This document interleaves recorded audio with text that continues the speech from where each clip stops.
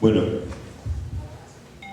amigos, los problemas que siempre generan las buenas intervenciones, gustaríamos estar escuchándolas mucho más tiempo y no lo tenemos. Pero de todas maneras, yo creo que las ideas están muy claras y luego los reunimos para el debate final. Luis, te toca aquí ahora, ¿no es cierto? Adelante. Bueno, Luis, estamos contentísimos de tenerte aquí, por favor. Sabemos de tus acciones y tus obras relevantes en materia de turismo y desarrollo costero. Sabremos más cosas en esta conferencia. Yo por mí estoy encantado que tengas con nosotros y te damos la mejor bienvenida. Yo es que no estaba preparado, pensé que iba a haber un receso, pero... Bueno, yo, lo primero, ya lo han reiterado las personas anteriores, quiero agradecer que me hayan invitado a la UNAM a esta conferencia, porque realmente para mí es un gusto estar aquí, ciertamente. Y porque, digamos, es la primera vez que doy también una conferencia dentro de lo que es el entorno de la UNAM. Y como también es referencia, también es un placer ya como arquitecto, aunque yo ya me declaro no arquitecto hoy. O sea, hablaré de la no arquitectura o de cualquier otra actividad que los arquitectos podemos desarrollar. Más en tiempos de crisis, en donde en España el 50% de las arquitectas están en paro. Por tanto, diríamos un reciclaje interesante que los arquitectos nos dedicamos a muchas otras cosas, porque realmente tenemos un conocimiento integral. Y el objetivo que tengo yo hoy, fundamentalmente, es conseguir que uno de vosotros, solamente uno, se dedique, diríamos, a entender el urbanismo desde el turismo. Y eso quiere decir entender el turismo para actuar en el urbanismo y no entender el urbanismo para actuar en el turismo, que son dos cosas muy diferentes. Entonces, espero que si ese objetivo lo consigue solamente uno de vosotros, yo estaré contento. Antes de hacer como la introducción a lo que voy a hablar, les voy a dar unos datos que para mí me parecen importantes, que explican un poco lo que quería decir al principio. Entonces, los siguientes datos. No sé si sabéis que el turismo es la primera economía, el primer sector económico mundial, por encima del petróleo y los coches. Es decir, es el primer sector económico del mundo. Hoy en día hay 880 millones de turistas en el mundo. 880 millones de turistas en el mundo. Que en el año 2020 se duplicarán en 1.600 millones de turistas en el mundo. Vamos a hacer un pequeño ejercicio de ambiente. Si hacemos más o menos una media de que un turista se queda aproximadamente 4 noches en el destino, es decir, 4 pernoctaciones, nos da una cantidad de turistas interesantes, una cantidad de pernoctaciones interesantes, ¿no? Es decir, pensad que un turista de sol y playa aproximadamente puede estar en el destino entre 7 y 12 noches, y un turista urbano puede estar en el destino entre 1,8, 3,2, dependiendo del destino noche. Entonces imaginémonos que se queda 4 noches cada uno de los 880 millones de turistas. Vamos a hacer el pequeño ejercicio de pensar cuántas toallas utilizan cada uno de estos turistas. Es decir, imaginaros que vamos a poner un número que cada uno de los turistas utilizará en cada uno de sus viajes 4 toallas, ¿no? Vamos a suponer que uno, si está muy bien educado medioambientalmente, utiliza 2 toallas en 4 días o 4 toallas en 4 días, ¿no? Fundamentalmente utilizamos la de las manos, la del cuerpo, ¿no? La utilizamos 2 días y la ponemos encima de la bañera para que no nos cambien, ¿no? Si nosotros tenemos 880 millones de turistas en el mundo que utilizan 4 toallas, cada uno de ellos, tenemos aproximadamente, si mal no recuerdo, no recuerdo bien cuánto había calculado, pero algo así como unas 27.800 millones de toallas que se limpian al año en el turismo. Yo hice un pequeño cálculo, ¿vale? Que fundamentalmente, no sé si sabéis que las toallas se utilizan aproximadamente 6 litros para limpiar cada una de esas toallas, 6 litros de agua. De 6 litros de agua, si esto utilizamos lavadoras industriales de 100 kilos, digamos, de lavadora, que aproximadamente cogen entre 100 y 120 toallas cada una de las lavadoras. Si ustedes multiplican la cantidad de litros que utilizamos para limpiar cada una de esas millones de toallas por los millones de toallas que utilizan todos los turistas, resulta que el agua necesario para limpiar solamente las toallas de los turistas serviría aproximadamente para dar consumo de agua a 40 ciudades como Barcelona, o, para que se quede más cercano, 4 ciudades como México DF. Pero eso solamente es para limpiar las toallas, pero no es real, el consumo que realmente tiene un turista al día son aproximadamente 250 litros de agua día de consumo, lo cual es bastante interesante porque esa es la media. Es decir, en algunos sitios, digamos, consume más, en algunos sitios consume mucho menos. Si hiciésemos ese ejercicio, significaría que solamente el agua que consumen los turistas al año servirían para dar servicios a 1.600 ciudades como Barcelona o 170 ciudades como México. Solamente quiero recuperar la cuestión que les dije al principio. Si solamente uno de vosotros empieza a pensar en el urbanismo o en el turismo desde el turismo y no desde el urbanismo solamente, creo que podremos resolver un problema, o uno de los grandes problemas de la sostenibilidad en el mundo, que es la gestión del turismo. Y ahora voy a hacer mi introducción. Bueno, dicho todo esto, dicho todo esto, os voy a dar un segundo dato desde el urbanismo que me parece interesante para enmarcar. No me apaguéis todavía la luz porque yo voy a hablar como aproximadamente unos 25 minutos y después voy a utilizar 20 minutos para hacer la exposición. Yo hablaré mucho. Bueno, si me dejan yo hablo también 3 horas, pero yo con 45 minutos ya voy bien. Y yo al final solamente enseñaré 2 proyectos, pero prefiero, diríamos, hablaros directamente sobre temas que me parecen bastante importantes para centrar lo que quiero comunicar. Otra segunda reflexión sobre el tema del urbanismo, y me parece, y ahora lo voy a hablar no en clave turística y sostenibilidad, sino en clave urbanística y sostenibilidad. Creo que es muy importante, y esto lo quiero transmitir, que me parece clave, entender que el urbanismo dentro del turismo ha sido, diríamos, el patito feo de los urbanistas y los arquitectos, al menos en España. Yo no conozco experiencias en otro mundo o en otros países, pero en España ha sido el patito feo. Yo vengo de Canarias, ¿vale? Antes el profesor Astiaga enseñó el proyecto de Lanzarote, pues me parece exquisito, es una maravilla de proyecto, espero que eso, digamos, se termine, creo que tiene exposición pública ahora a partir de diciembre. Yo soy de Canarias. En Canarias el 35% del turismo, del PIB, lo crea el turismo, el directo, el 85% indirecto lo crea el turismo, es decir, vivimos del turismo. Yo vengo del turismo. Yo estudié arquitectura, toda la carrera de pregrado la estudié en Canarias. En mis 7 años de carrera, nunca trabajé sobre el turismo. Imaginaros, estaba en una escuela de arquitectura en medio de un sitio donde vivimos por entero del turismo y nunca trabajé sobre el turismo en mi escuela de arquitectura. Y esto es un tema, una dinámica que hay en todas las escuelas de arquitectura del mundo. Ahora se empieza a trabajar el turismo, ahora siempre llegamos tarde, y esa es mi perspectiva. Les voy a dar los datos que son interesantes. Para mí el turismo y sol y playa es el mejor turismo que ha existido nunca, el turismo más sostenible. Y las torres y la gran densidad del turismo y sol y playa son fundamentalmente uno de los mejores modelos que hemos existido de sostenibilidad que hay en el mundo. Y os explico por qué. Si me entendisteis al principio lo que quería decir sobre la importancia del uso de los recursos, y ahora hablaremos del territorio, sobre lo que es la actividad turística, que per se no la vamos a quitar, es decir, es el mayor sector. Para daros un dato sencillo, desde los años 50 hasta hoy, el sector turístico ha crecido linealmente un 3%. Es la única economía que no ha vivido los vaivenes. Si hay un September 11, los turistas en vez de irse a Nueva York se van a la India o a Australia, pero se van porque todos necesitamos unas vacaciones y todos necesitamos de un tiempo de ocio. Por tanto, los turistas existirán y existirán siempre, y como cada vez somos más, cada vez habrá más turistas. Por tanto, hay que gestionar este tema. Os doy el dato sobre España.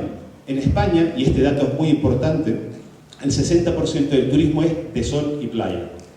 El 60% del turismo es de sol y playa. Ese 60% del turismo se concentra aproximadamente en 80 playas urbanas. 80 playas urbanas que como atractor fundamental tienen la playa, que son 5.000 kilómetros cuadrados de playa, 80 playas urbanas que concentran aproximadamente el 60% del turismo. Eso significa que el espacio de esas playas es 1/3 de una estación de esquí. 1/3 de una estación de esquí. Pues hagamos unos números sencillos. El PIB del turismo en España es un 11%. Un 11% de la economía de España la genera el turismo. En México un 9%. ¿De acuerdo? El 11%. Si ustedes cogen que fundamentalmente el 60% es de sol y playa, haremos unos números muy sencillitos de tal forma que aproximadamente el 5 o el 6% del PIB está generado en 1/3 de una estación de esquí. Pensarlo un poco. Imaginaros qué eficiencia energética más impresionante. Estamos hablando que en 1/3 de una estación de esquí se produce el 6% del PIB de España. Mi opinión, si nos destrozamos 5 playitas y mantenemos el resto del paisaje fantástico, haremos un perfecto ejercicio de sostenibilidad. Y me gustaría que hiciesen esta reflexión. Y os doy un caso muy concreto, Benidorm, que me parece un ejemplo de urbanismo inteligente fantástico. Por cierto, no lo hizo un arquitecto, lo hizo un político muy inteligente que se llamaba el señor Zaragoza en los años 50, pero esto os lo cuento en otro momento, o quizás en la mesa, para no extenderme en esta reflexión. Datos sobre Benidorm. El Benidorm ocupa un 1% del territorio ocupado por el turismo en la Comunidad Valenciana. Genera el 43% del PIB turístico de la Comunidad Valenciana. Muy interesante. Solamente un 1% del territorio turístico genera el 43% del PIB, que son 9 kilómetros cuadrados. 9 kilómetros cuadrados generan el 43% del PIB de la Comunidad Valenciana. Hagamos esa reflexión porque me parece que es importante. Otra cosa es, si nos gustan los edificios, la estética arquitectónica, etc. ¿Por qué es tan bueno Benidorm que tiene casi un 92% de ocupación al año? Increíble, mayor ocupación que pueda haber, diríamos, en toda Europa, está en Benidorm. Es muy sencillo, porque el urbanismo de Benidorm está hecho en altura y con aceras grandes. A mí me parece que exquisito el proyecto también de Medellín. Tengo que admitir que he aprendido muchísimo en este congreso, espero seguir aprendiendo, sinceramente. O sea, estoy aprendiendo cosas exquisitas. Y me parece que gestos tan sencillos como ensanchar una acera permiten que la gente pasee. En Benidorm tiene una cosa añadida, que además se permite lo que son las extensiones de las tiendas. Por tanto, la gente pasea y se para a comprar, que en el fondo uno es lo que hace. En un pequeño trabajo que hicimos en Benidorm le pusimos unos marcapasos a las personas de la tercera edad, que es un destino de sol y playa de tercera edad, para ver cuántos kilómetros recorrían al día en Benidorm. Claro, lo interesante es que Benidorm son 9 kilómetros cuadrados, pero no hay más de 1,5 kilómetros desde la playa hasta los últimos edificios. Por tanto, está todo muy cerquita de la playa. Pues las personas de la tercera edad, le llamo la tercera edad por no poner un ratio de edad, que en el fondo el sentirse de la tercera edad es un tema bastante relativo, 15 kilómetros diarios. 15 kilómetros diarios de media recorrían las personas de la tercera edad. Es que es muy sencillo. Es plano, con grandes aceras, con cosas que mirar. Y señores, es tan cortita la distancia y tan atractivo lo que uno tiene que ver que al final empieza a caminar y no se da cuenta. Cuando le explicamos a las personas que llevaban el marcapaso que habían recorrido 15 kilómetros, no se lo creían, ¿no? Vosotros algunos se han planteado recorrer 15 kilómetros diarios, ¿no? Porque es bastante. Con lo cual me lleva a una tercera reflexión antes de entrar, diríamos, en la conferencia en sí. Y es que, y esto por favor también quiero que transmitirlo fuertemente, no solamente hay 880 millones de turistas en el mundo, sino para que entendáis la importancia del turismo en el mundo, porque todos vosotros sois turistas, aunque no lo creáis, es que el turista de media consume aproximadamente 2,5 veces más cualquier cosa que lo que hace un local. Poner un ejemplo.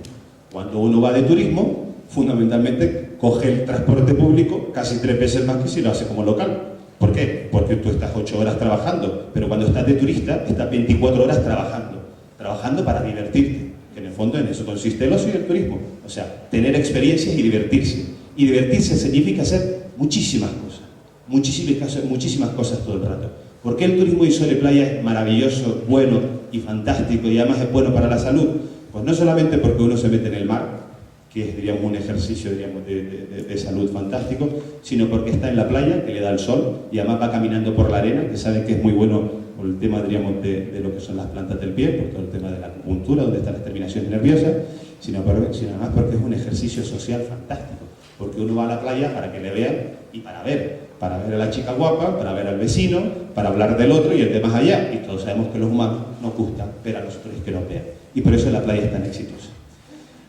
Y dicho lo cual, si ya realmente entendemos que el turista es una especie de habitante como muy rápido, que se mueve mucho, con este planteamiento de lugar, diríamos, vais a entender el resto de la conferencia. Ahora voy a empezar la conferencia, ¿vale? Dime. No te preocupes, todavía no voy a empezar con la diapositiva, yo te aviso. Yo te digo, voy a hablar mucho. Yo voy a intentar controlarme el tiempo. ¿Quién es el que me controla? Tú me haces el chip, ¿no? A mí ya me viene bien. ¿Cuánto tiempo llevo para yo controlarlo? ¿Eh? 11 minutos, fantástico. Vale, perfecto, vamos bien. Bueno, voy a explicar cómo voy a organizar yo la explicación de la ponencia o de lo que voy a compartir con vosotros. Uno, os explicaré por qué he utilizado ese nombre, la revolución turística, la sencillez. Dos, os hablaré, diríamos, de lo urbano hoy, lo que es lo urbano para mí hoy. Tres, os haré una muy pequeñita síntesis de lo que son las tres revoluciones industriales y, por tanto, de las tres revoluciones urbanísticas. Y después haré otra pequeña historia sintética de lo que son las tres revoluciones turísticas que tienen que ver directamente con las tres revoluciones urbanísticas, que tienen que ver directamente con las tres revoluciones industriales. Y ahora lo explicaré. Y terminaré explicando dos proyectos. Un proyecto de reconversión de destino turístico en Playa de Embosa, que es en Ibiza. No sé si conocéis Ibiza, un destino conocido mundialmente por la música techno fundamentalmente. Os doy un dato sobre el turismo y sol y playa. El 52% de los turistas de sol y playa en Ibiza tienen estudios universitarios y ganan más de 2.500 euros mes. Por tanto, no son gente cutre, no son gente poco educada, ni son gente que vaya a hacer cosas extrañas o malas. Al contrario, van a divertirse, a pasarlo bien, y gente con muy alta educación. 52% con estudios universitarios. Pensad que la media en España son un 17% de estudios universitarios y en Cataluña casi un 18%. Muy interesante el dato, ¿de acuerdo? Y el otro proyecto que explicaré será un proyecto de San Antonio de Portmany, que también está en Ibiza, en el mismo, diríamos, círculo, diríamos, turístico, que es donde realmente está el Café del Mar, que es un sitio muy famoso porque es donde se inventó lo que se llama, diríamos, todo el chill out. El chill out un poco se genera en Café del Mar, y el after hour, no sé si alguno ha experimentado, diríamos, esta fantástica experiencia de quedarse un poquito más allá de las 12 de la noche, pues el after hour se inventa en Space, que es una discoteca que está en Playa de Embosa, para que os situéis de los dos proyectos que os voy a enseñar. Dicho lo cual, yo tengo agua, ¿verdad? Sí.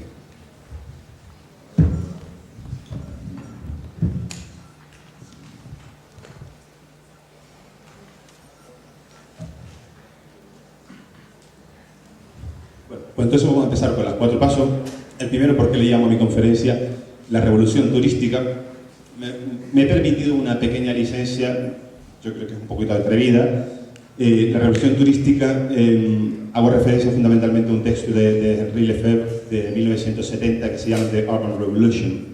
Y además es un texto que a mí me interesa mucho porque es donde realmente se empieza, diríamos, a teorizar en los años 70, a finales de los años 70, a principios de los 80, se empieza a teorizar y diríamos, a escribir lo que es la reflexión sobre el concepto de lo urbano más allá, diríamos, de los límites de la ciudad.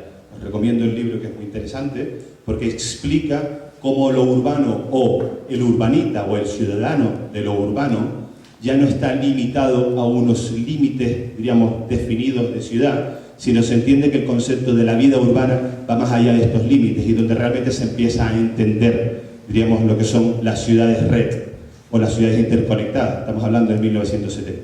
Yo creo que como esto se ha explicado extensamente en el Congreso ya, a mí me viene fenomenal que hayan hablado todos antes, porque así no tengo que explicar conceptos. Yo creo que ya más o menos se ha establecido, diríamos, unos criterios interesantes.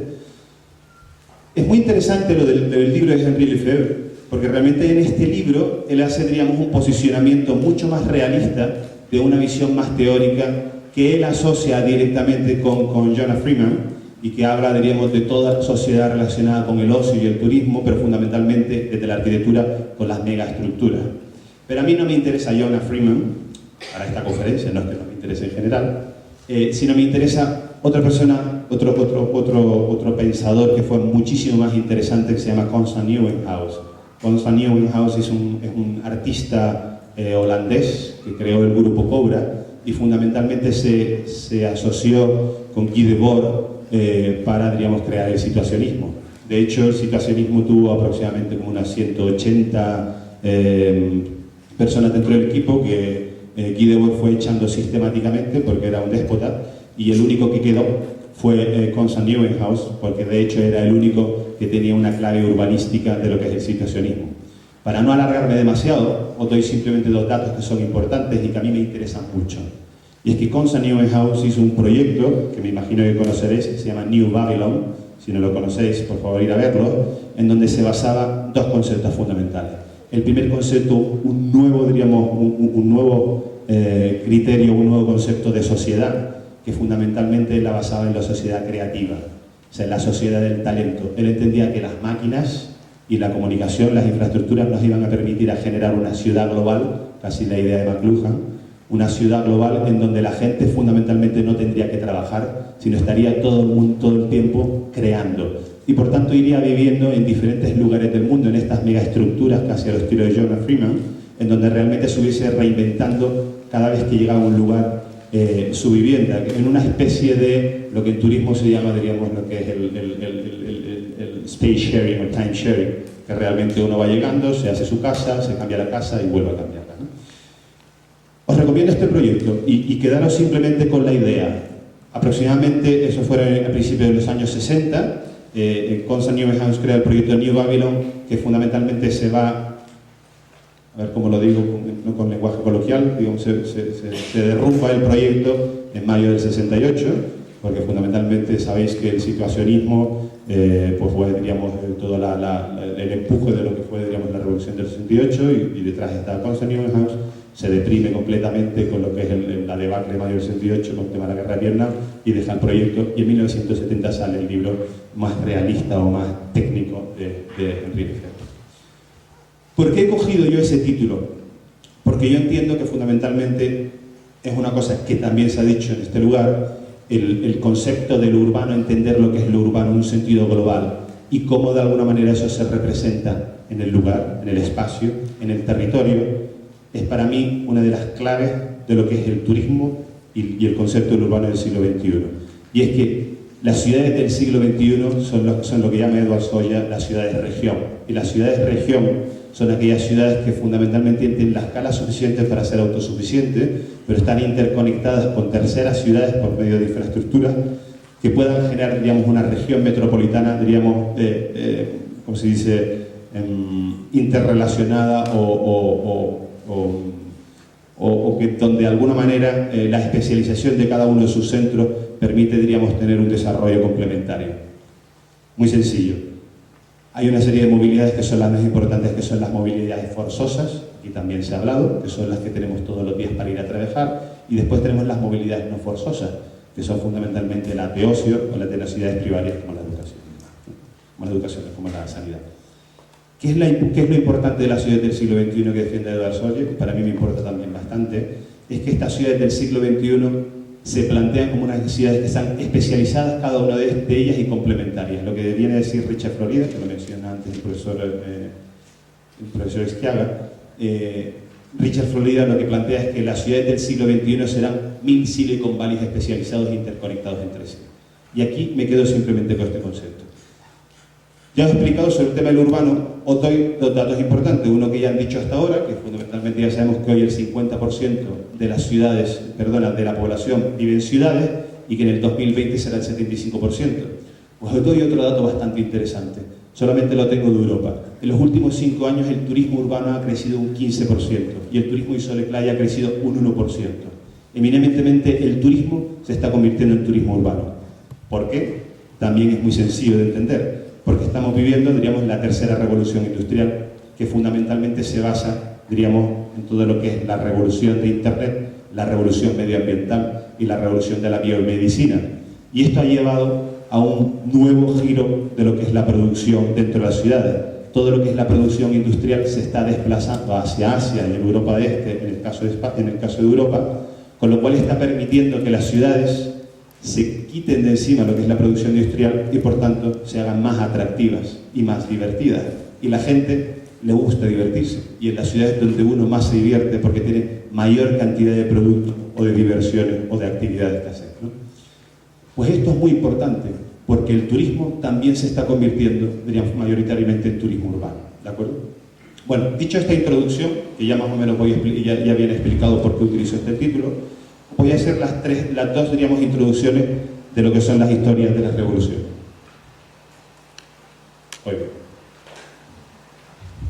La primera la cojo prestada de un libro de Richard Florida también, que os recomiendo, que está muy bien, que se llama The Great Reset, que es del 2010, y que explica lo que voy a explicaros más o menos ahora con mis palabras.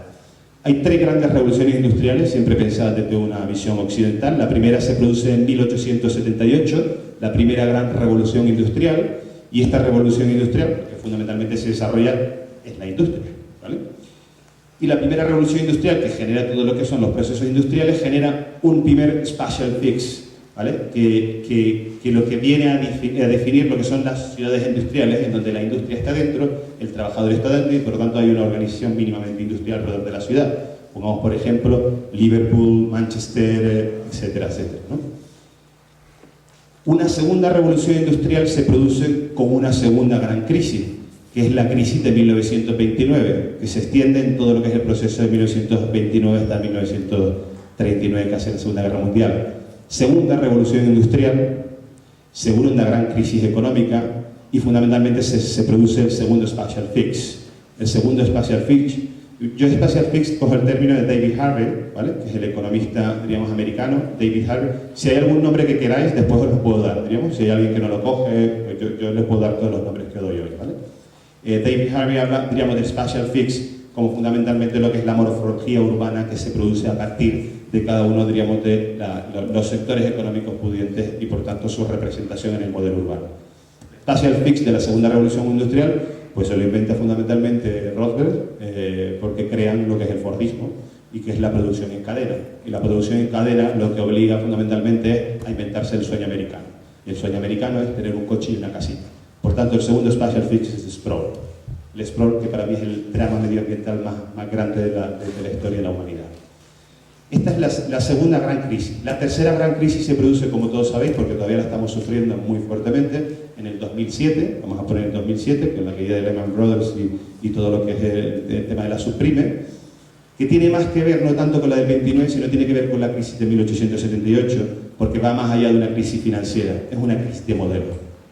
Entonces, se cae de nuevo, diríamos, el sistema, diríamos, al volante de la tercera revolución industrial, que como ya he dicho, está centrada fundamentalmente en Internet, está centrada fundamentalmente en la concepción del medio ambiente y está concentrada fundamentalmente en lo que es la biomedicina.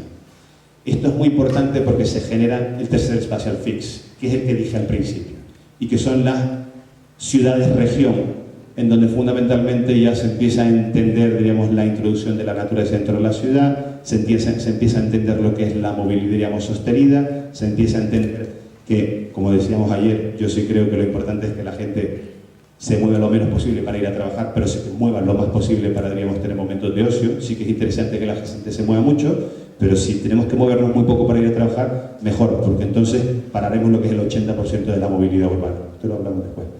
Que me parece una reflexión muy importante. Por tanto, la idea fundamental y las ciudades más sostenibles o las que se están desarrollando más sostenibles hoy en día son aquellas que aproximadamente, dependiendo, diríamos, el urbanista o el teórico o el economista que la calcula, son ciudades aproximadamente de entre 1,5 millones, 2,5 millones de habitantes y que están interconectadas con regiones metropolitanas que suelen tener, digamos, un tamaño de entre 6 y 12 millones de habitantes. Estos números los tiráis a la basura, no sirven para nada, ¿vale? Pero al menos os dan una idea de escala, porque evidentemente nadie va a poder demostrar científicamente lo que os estoy diciendo, simplemente son los números que se están barajando. Para que os hagáis una idea, Barcelona, el Inner City, lo que es el centro, tiene 1,5 millones y lo que es la región metropolitana tiene 5 millones y la región de Madrid tiene aproximadamente 6,5 millones de región metropolitana. Experiencias de este tipo, evidentemente, son las que hablaron ayer, son las de Boston, tenemos, digamos, el Pentágono de lo que es la Gran Banana Europea, tenemos el arco mediterráneo, tenemos toda la zona de Beijing, Corea, Japón, digamos, hay varias experiencias de este tipo que son muy interesantes de analizar, no entraremos. Esta es mi pequeña historia de la revolución industrial y la revolución, diríamos, urbana. Muy importante es saber que los mayores momentos de producción, de talento y creatividad que ha tenido la historia de la humanidad ha sido justo después de cada una de estas tres grandes crisis. Esto también lo estudia el señor Richard Florida. ¿Cómo se mide, evidentemente, esto? Diríamos, con el número de patentes. El número de patentes producidas en toda la historia de la humanidad tienen tres grandes picos que son justo después de las grandes crisis. ¿Por qué? Porque cuando uno entra en crisis y no tiene dinero, solamente le queda tiempo para pensar. Y esto a nivel industrial también ocurre. Entonces, los grandes momentos creativos, y ahora estamos en un momento de esos, cuando no tenemos trabajo el 50% de los que están aquí, probablemente, bueno, para vosotros que están estudiando mucho, pero hay muchísima gente que no tiene trabajo, sí tiene cabeza. Y lo que es muy importante es que la cabeza la pongamos a trabajar.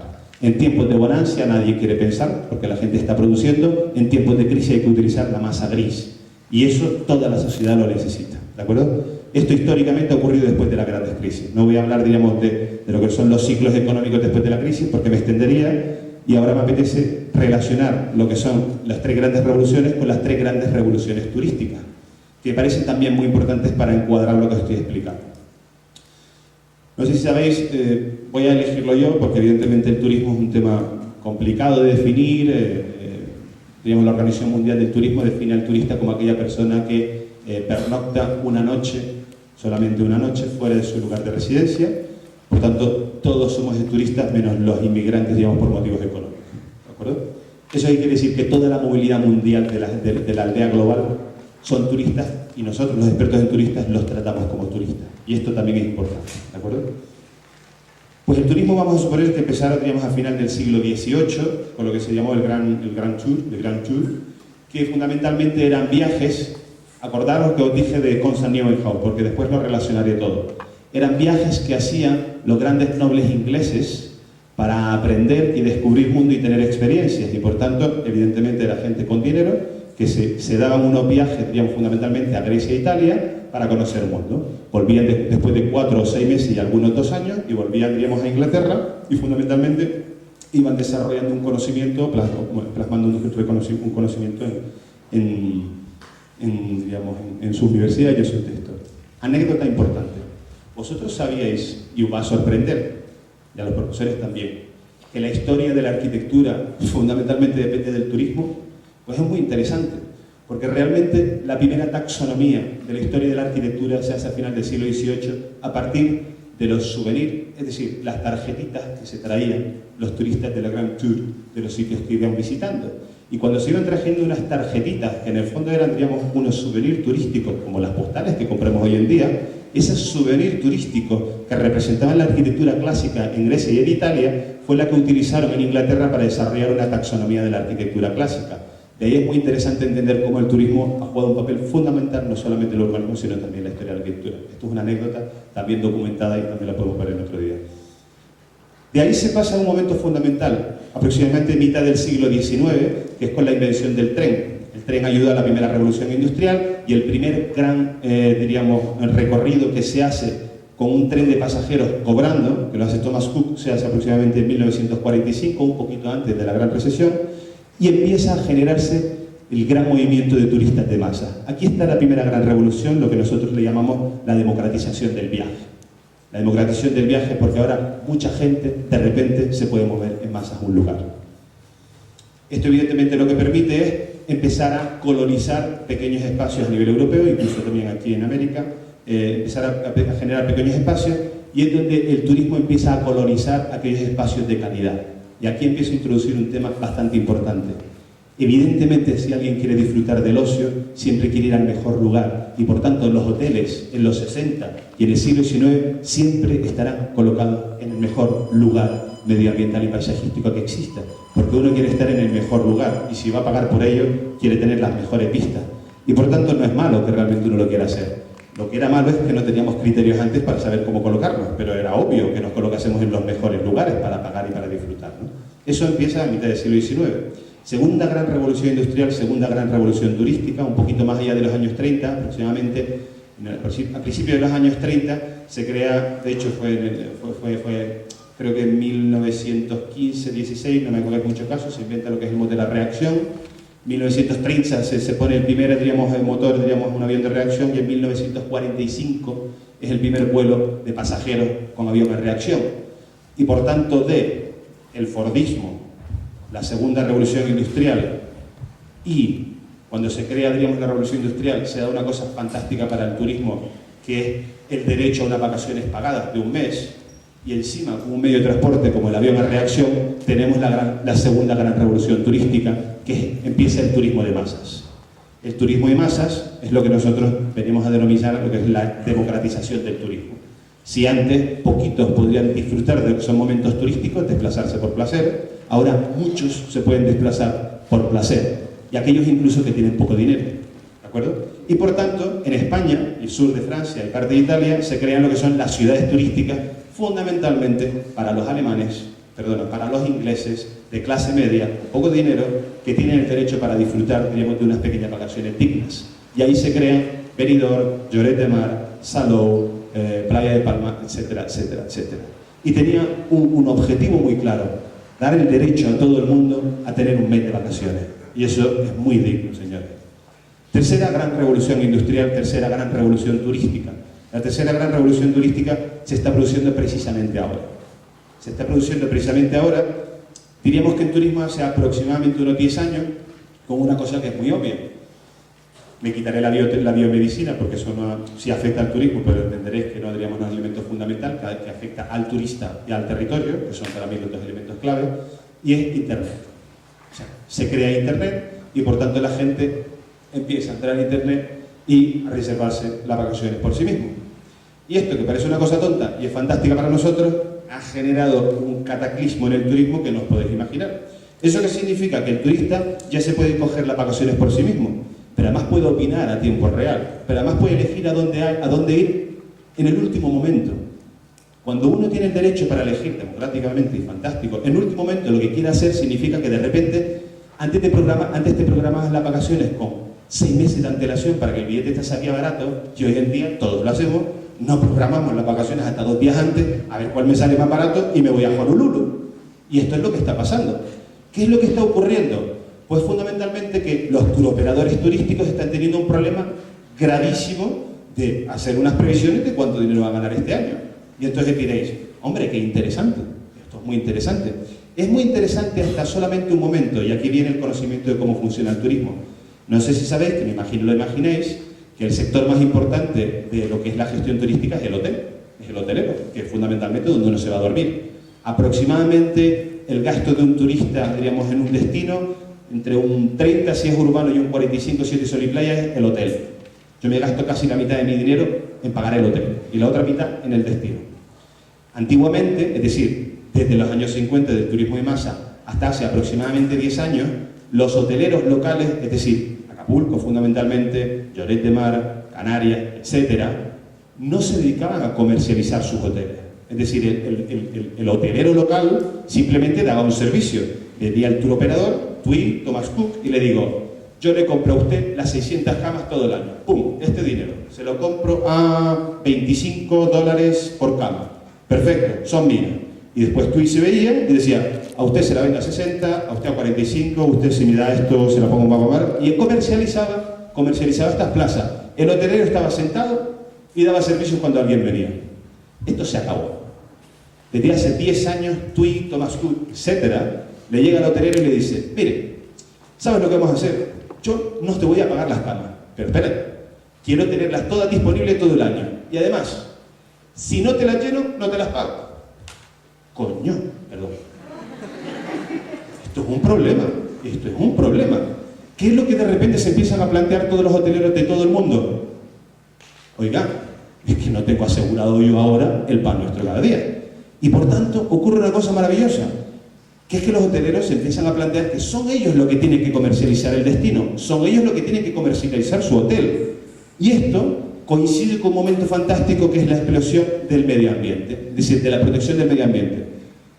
Al Gore, Greenpeace, etcétera, no voy a entrar en un debate un poco medioambiental o defensa del medio ambiente, que por supuestísimo ha hecho una labor fundamental para que tengamos conciencia medioambiental, gracias a Dios, menos mal. Lo interesante de esta situación del turismo es que cuando el hotelero se plantea que tiene que comercializar el destino y como dije, el turismo va creciendo linealmente, hay una reflexión muy interesante que nos hemos hecho, nos estamos haciendo y nos tenemos que hacer. Ahora ya no es TUI el que organiza mi destino y decide qué turistas vienen a mi destino.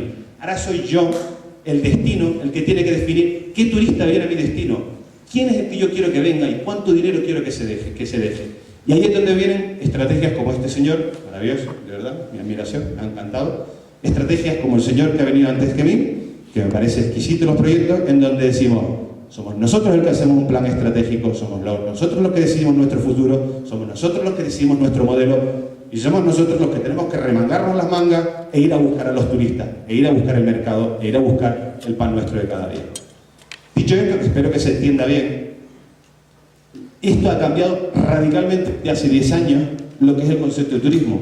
Eso ha cambiado radicalmente la concepción de los arquitectos y de los urbanistas en el valor que tiene el medio ambiente, en el valor que tiene el urbanismo, en el valor que tiene el territorio, y para llegar a una conclusión muy clara, que el territorio es un factor de competitividad. Tener esto muy presente. El territorio como paisaje, el territorio como actividad económica, el territorio como organización social, es un factor de competitividad. Mientras mayor entendamos el territorio, mayor valor tendremos. Y aquellos que se dedican a temas de economía sabrán lo que significa un valor que se puede convertir en un activo económico. Y ahí diríamos al final. Pues entonces, voy a terminar lo que es mi pequeña historia turística, diríamos, con lo que serán, diríamos, las 3 pequeñas revoluciones que ya más o menos he dicho, dentro de lo que es el turismo del siglo XXI.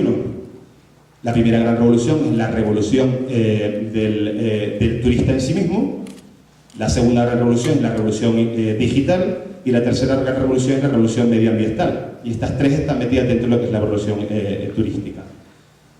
La digital ya la he explicado, evidentemente uno ya tiene una interactividad con la comercialización.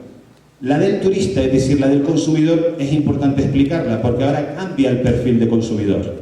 ¿Por qué cambia el perfil del consumidor? Porque ahora tenemos mucho más tiempo libre, ahora tenemos entre 35 y 50 horas libres a la semana, mucho tiempo. Ahora tenemos menos hijos, somos más monoparentales. Ahora tenemos gente con mayor edad, ahora tenemos mayor poder adquisitivo, ahora tenemos más información y ahora tenemos más educación. El turista, como en Ibiza, está más educado. ¿Cuánto tiempo voy? Y esto es interesante. Hay un estudio de Ernst & Young, que si no conocéis es una consultora importante, de las más importantes a nivel mundial, que dice que el futuro, diríamos, los 3 grandes sectores turísticos o los 3 grandes nichos turísticos del siglo XXI, si hay alguien aquí de turismo que coja nota, pero eso ya lo sabemos, son los americanos del baby boom, que ahora tienen aproximadamente 60, tienen mucho dinero y muy educados. Estos serán, digamos, un gran nicho turístico. Segundo y tercero, la clase media india y china. Ahora está habiendo un boom increíble porque los chinos y los indios están subiendo su poder adquisitivo y están empezando a viajar. China ha pasado aproximadamente en 10 años del 10º lugar casi al 3er lugar en número de turistas. Ahora mismo tiene ya 30 millones de ricos chinos, ni que decir los rusos y los brasileños, pero fundamentalmente chinos e indios. Esto yo creo que es muy importante para llegar al tercer, diríamos, gran revolución, que para mí, diríamos, es la que une con este congreso, que es la revolución medioambiental, o la revolución ambiental, según cómo se mire. La primera, evidentemente, tiene que ver con lo que es el medio ambiente en sí, con el concepto, que aquí también se ha hablado, de necesidad y límite. Necesidad es porque nosotros necesitamos, diríamos, consumir los recursos. El otro día hablaban de lo que es la huella ecológica, creo que es un concepto muy importante, no entrar en ese. Vosotros sabéis que el mundo no es sostenible, es decir, que fundamentalmente necesitamos más territorio del que ya tenemos. Pero bueno, también hay geógrafos que dicen que nosotros no creceremos entre más de 9.000 millones y empezaremos a decrecer. No voy a defender aquí apologías de que tienen que haber guerras nucleares o matanzas para que seamos menos, pero el problema de la sostenibilidad mundial es uno muy sencillo, es que somos muchos.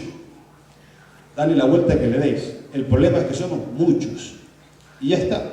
Imaginaros que la huella ecológica de los chinos, concepto, huella ecológica es la cantidad de hectáreas de territorio que necesitaría una persona abstractamente para ser autosuficiente. Es decir, ¿cuánto territorio necesitamos de árboles para generar CO2 para yo vivir? ¿Cuántos árboles hacen falta para generar todo el CO2 para que me llegue, digamos, la comida desde China hasta mi casa, etcétera, etcétera? Eso es la huella ecológica. China tenía aproximadamente un 0,5 hectáreas por chino hace aproximadamente 6 años de huella ecológica. Ahora tiene 3,3. Es que son 1.600 millones de chinos.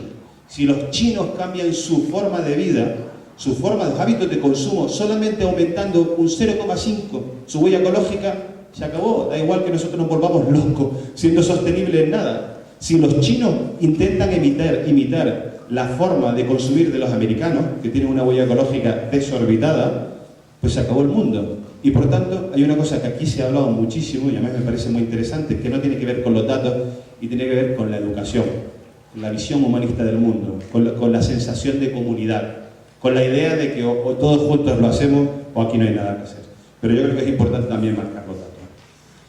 La segunda parte, diríamos, de lo que es la revolución medioambiental, a mí me parece con todo lo que es relacionado con lo local. Aquí se ha hablado también extensamente, todo lo que son los valores de la cultura local, todo lo que son los valores del autóctono, todo lo que son los valores relacionados con la gastronomía. Eso también para nosotros es todo lo que es la relación, diríamos, del medio ambiente. Y la tercera gran revolución tiene que ver con la tecnología aplicada a la ecología y al medio ambiente. ¿Qué tiene mucho que ver con el principio? Técnicas de consumo del agua, mentalización de la gente para que no tire las toallas, digamos, una vez usadas. Cierren, por favor, el grifo del agua, aunque ustedes se puedan permitir. Nosotros no nos podemos permitir que ustedes dejen el grifo de agua abierto. Yo vengo de un lugar, Canarias, en donde hemos tenido toda la vida restricciones de agua hasta que tuvimos potabilizadoras. En Canarias yo abro un grifo y enseguida lo estoy cerrando. Es un acto instintivo que la gente cierre el grifo de agua. No nos podemos permitir el lujo todo de gastar el agua. Y así con muchísimos tipos de energía. Es un tema, y también se ha hablado aquí, de mentalización individual. Aunque me lo pueda yo permitir económicamente, no se lo puede permitir el resto de nuestros compañeros. Parecía comunista, pero no es un postulado comunista, es un tema, digamos, de concienciación, realmente de todo, ¿no? Dicho esos tres aspectos, y dicho lo anterior, ahora ya voy a ir a los proyectos. Para mí quiero que se quede un mensaje muy importante desde el punto de vista de urbanismo, turismo y sostenibilidad. Nosotros somos ahora, en lo local, los que decidimos cómo desarrollamos nuestro destino, cómo desarrollamos nuestro territorio, qué tipo de turistas queremos atraer y, por tanto, qué tipo de modelo urbanístico y económico queremos desarrollar, ¿vale? Este para mí es el concepto fundamental que no se ha desarrollado anteriormente porque nadie se preocupó del turismo, pero espero que os quede de alguna manera una pequeña, digamos, sensación de lo importante que es desde tu punto de vista urbanístico y desde tu punto de vista medioambiental. Yo voy a enseñaros ahora solamente dos proyectos bastante rápidos, pero bastante concretos, en donde, para que entendáis, diríamos, la forma de funcionar de nuestra oficina y lo que realmente nosotros queremos plantear, solamente incidiré en tres aspectos claves cuando hacemos un proyecto. Nosotros trabajamos fundamentalmente con políticos y con destinos, ¿de acuerdo? Y hay tres ideas sencillas, aunque hay muchas más. La primera es que uno tiene que tener un modelo de destino, es decir, un modelo turístico, y eso quiere decir un modelo de negocio. Cuando uno hace una empresa, uno tiene que tener claro dónde va a ganar dinero.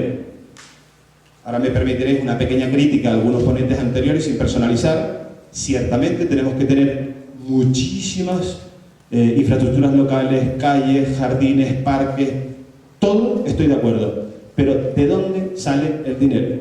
Esto es fundamental. Si tenemos una gran idea y no tenemos un duro, termina en un cajón. Yo he visto muchísimos proyectos en un cajón. Tenéis que tener muy claro cuál es el modelo económico de financiación de lo público o de generación de actividad económica en un territorio. Por tanto, el primer planteamiento que nos hagamos es modelo económico. Segundo planteamiento claro es modelo de ciudad. Tenemos que tener claramente un modelo de ciudad. Y tercer planteamiento claro que hacemos en los proyectos es fundamentalmente lo que le llamamos un plan de acciones. Esto dentro de lo que es la metodología de plan estratégico, casi la última parte, pero para nosotros en lo que son destinos turísticos maduros, el plan de acciones es fundamental, porque, para que lo entendáis bien, emulando, un destino turístico maduro, como puede ser, diríamos, Lloret de Mar o Benidorm, es como un enfermo que está en la UBI, es decir, está muriendo, es decir, es maduro y realmente los hoteleros están vendiendo sus hoteles porque ya no pueden, diríamos, mantener los servicios. Y cuando uno está en la UBI, lo primero que tiene que hacer es reanimar. Es decir, no hace falta hacer diagnósticos, estrategias. No. Lo primero de todo es reanimar. Por tanto, hay que hacer acciones inmediatas para que uno recupere el aire. Y cuando ya está en la UBI estabilizado, entonces hacemos un diagnóstico y lo empezamos a medicar. Y nosotros actuamos así. Lo primero que hacemos es, señores, a ver, ¿dónde realmente está el problema? Acción, acción, acción. Y desde la acción construimos los planes estratégicos. Esto es un debate más amplio, no quiero decir que no haya pensamiento estratégico en la acción, pero evidentemente tiene que haber una capacidad, digamos, para actuar muy rápido para recuperar al enfermo. Os enseño dos destinos y ahora sí que podemos hacer... ¿Qué pasa? Vale, primer proyecto, Playa de Embosa, Ibiza. Nos llama fundamentalmente el Consejo Insular de Ibiza para hacer el plan estratégico de Playa de Embosa. Playa de Embosa es un destino que tiene aproximadamente unas 17.000 camas hoteleras y extrahoteleras. Acapulco tiene unas 18.000, para que hagan una idea, sin contar las ilegales, claro. Esto tiene, diríamos, 7.000 camas hoteleras y aquí es donde se inició, digamos, lo que es todo el concepto de la música Ibiza. En Ibiza el turismo se divide en tres, lo que es el turismo de lo que es la parte cultural de Ibiza ciudad, el turismo que tiene que ver con la gastronomía, el tema del relax, del vivir, diríamos, en la tranquilidad, del disfrute del slow motion, ¿no? El segundo gran disfrute turístico, gran atractivo turístico de Ibiza son las playas, las microplayas. Son muy atractivas, hay aproximadamente unas 45 playas en toda la isla de Ibiza. Y al lado tiene Formentera, muy conocida por la película Lucía del Sexo, para los que la quieran ver.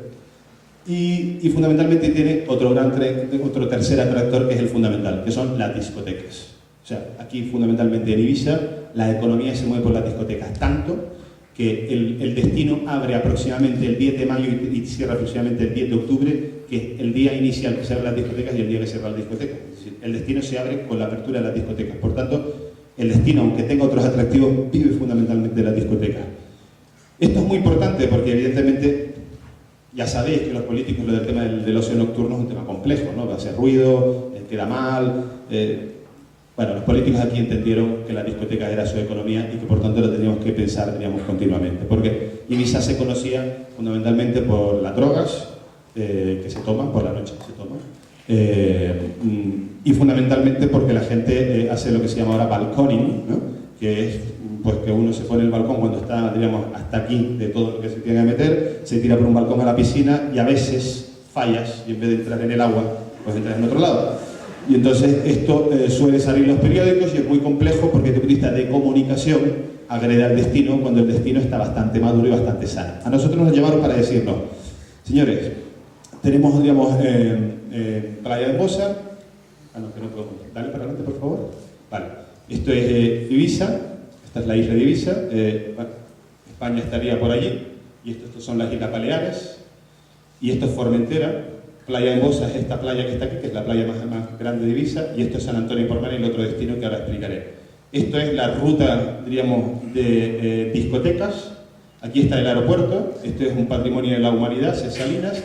Y esto es patrimonio de la humanidad, diríamos, el centro histórico de Ibiza. Son dos patrimonios de la humanidad, uno natural y otro arquitectónico, aproximadamente 5 kilómetros de distancia, con la playa en medio y un aeropuerto, un entorno espectacular. De hecho, Formentera está mal colocada aquí. O sea, esto es Ibiza, perdón, y esto es Formentera. Formentera estaría aquí, ¿de acuerdo?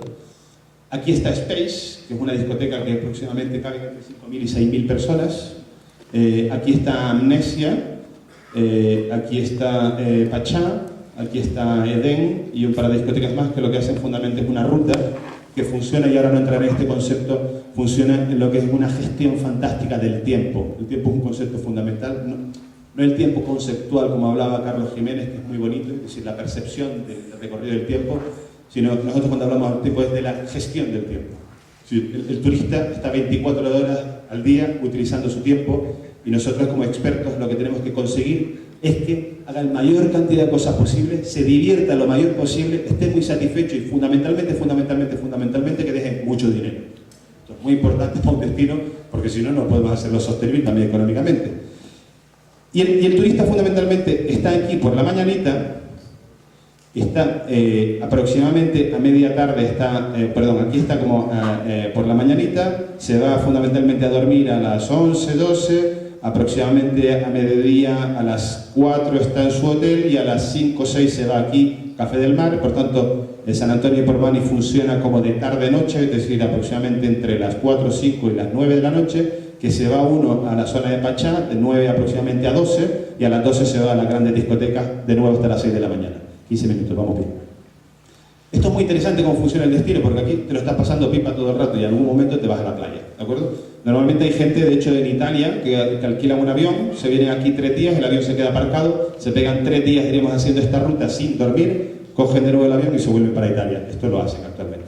Pero bueno, no entraré más en las anécdotas de Ibiza, que son bastante interesantes. Lo que a nosotros nos planteaban es que hacer fundamentalmente este área de aquí en el primer proyecto. Pasa, por favor. Y este que es el área de trabajo, nos encontramos que realmente todo este área, ¿vale?, que está en blanco, está construido. Esta es Ibiza y esta es la parte, digamos, del destino turístico. Todo esto es de establecimientos hoteleros, casi al estilo de Cancún por una parte, más urbano esta parte, y digamos, es completamente urbano. Y todo esto, menos los vacíos, son realmente un territorio no ocupado. Esto es una reserva natural, esta parte de aquí, perdón, no, me equivoco. O sea, sí, exactamente, esta parte es una reserva natural y aquí está Formentera. Analizamos que es muy interesante que los usuarios de la plaza del 29... Perdona, me pedís una disculpa muy importante. O sea, tengo algunas cosas en catalán, porque esto es un proyecto en catalán, y no me he podido meter a cambiar todo lo que son los planos y a rediseñarlos para ponerlo en castellano, pero yo lo traduzco en castellano y les pido disculpas por ello. El 29% de los usuarios de la playa va a la playa por la música y el 20% por el ambiente. Da la siguiente. Muy interesante, los usuarios son jóvenes, el 70% entre 20 y 40 años y el 50% tienen estudios universitarios y un 44% quieren venir a la isla a trabajar en invierno, que es cuando está cerrada. Pasa a la siguiente. Nosotros hicimos, solamente enseñar un par de slides, evidentemente nosotros hacemos todo un análisis de los activos turísticos, pero también hacemos un análisis de los activos territoriales y es importante saber que el 46% de la superficie de Ibiza está protegida. Siguiente, por favor. Y este es el área de trabajo, en donde fundamentalmente tenemos como resúmenes, grandes ejes, el activo de lo que es el plan, la reserva natural de la humanidad, la reserva natural, digamos, cultural, que es el Ibiza. Esta es la zona fundamentalmente hotelera, la playa urbana de Playa Embosa, y esta es una parte un poco casi clasificada como parque urbano que está en la conexión con el aeropuerto. Pasa a la siguiente. ¿Vale? Entonces, ¿qué le planteamos nosotros? Pues le planteamos como un análisis de 5 casos de estudios parecidos a lo que era Ibiza.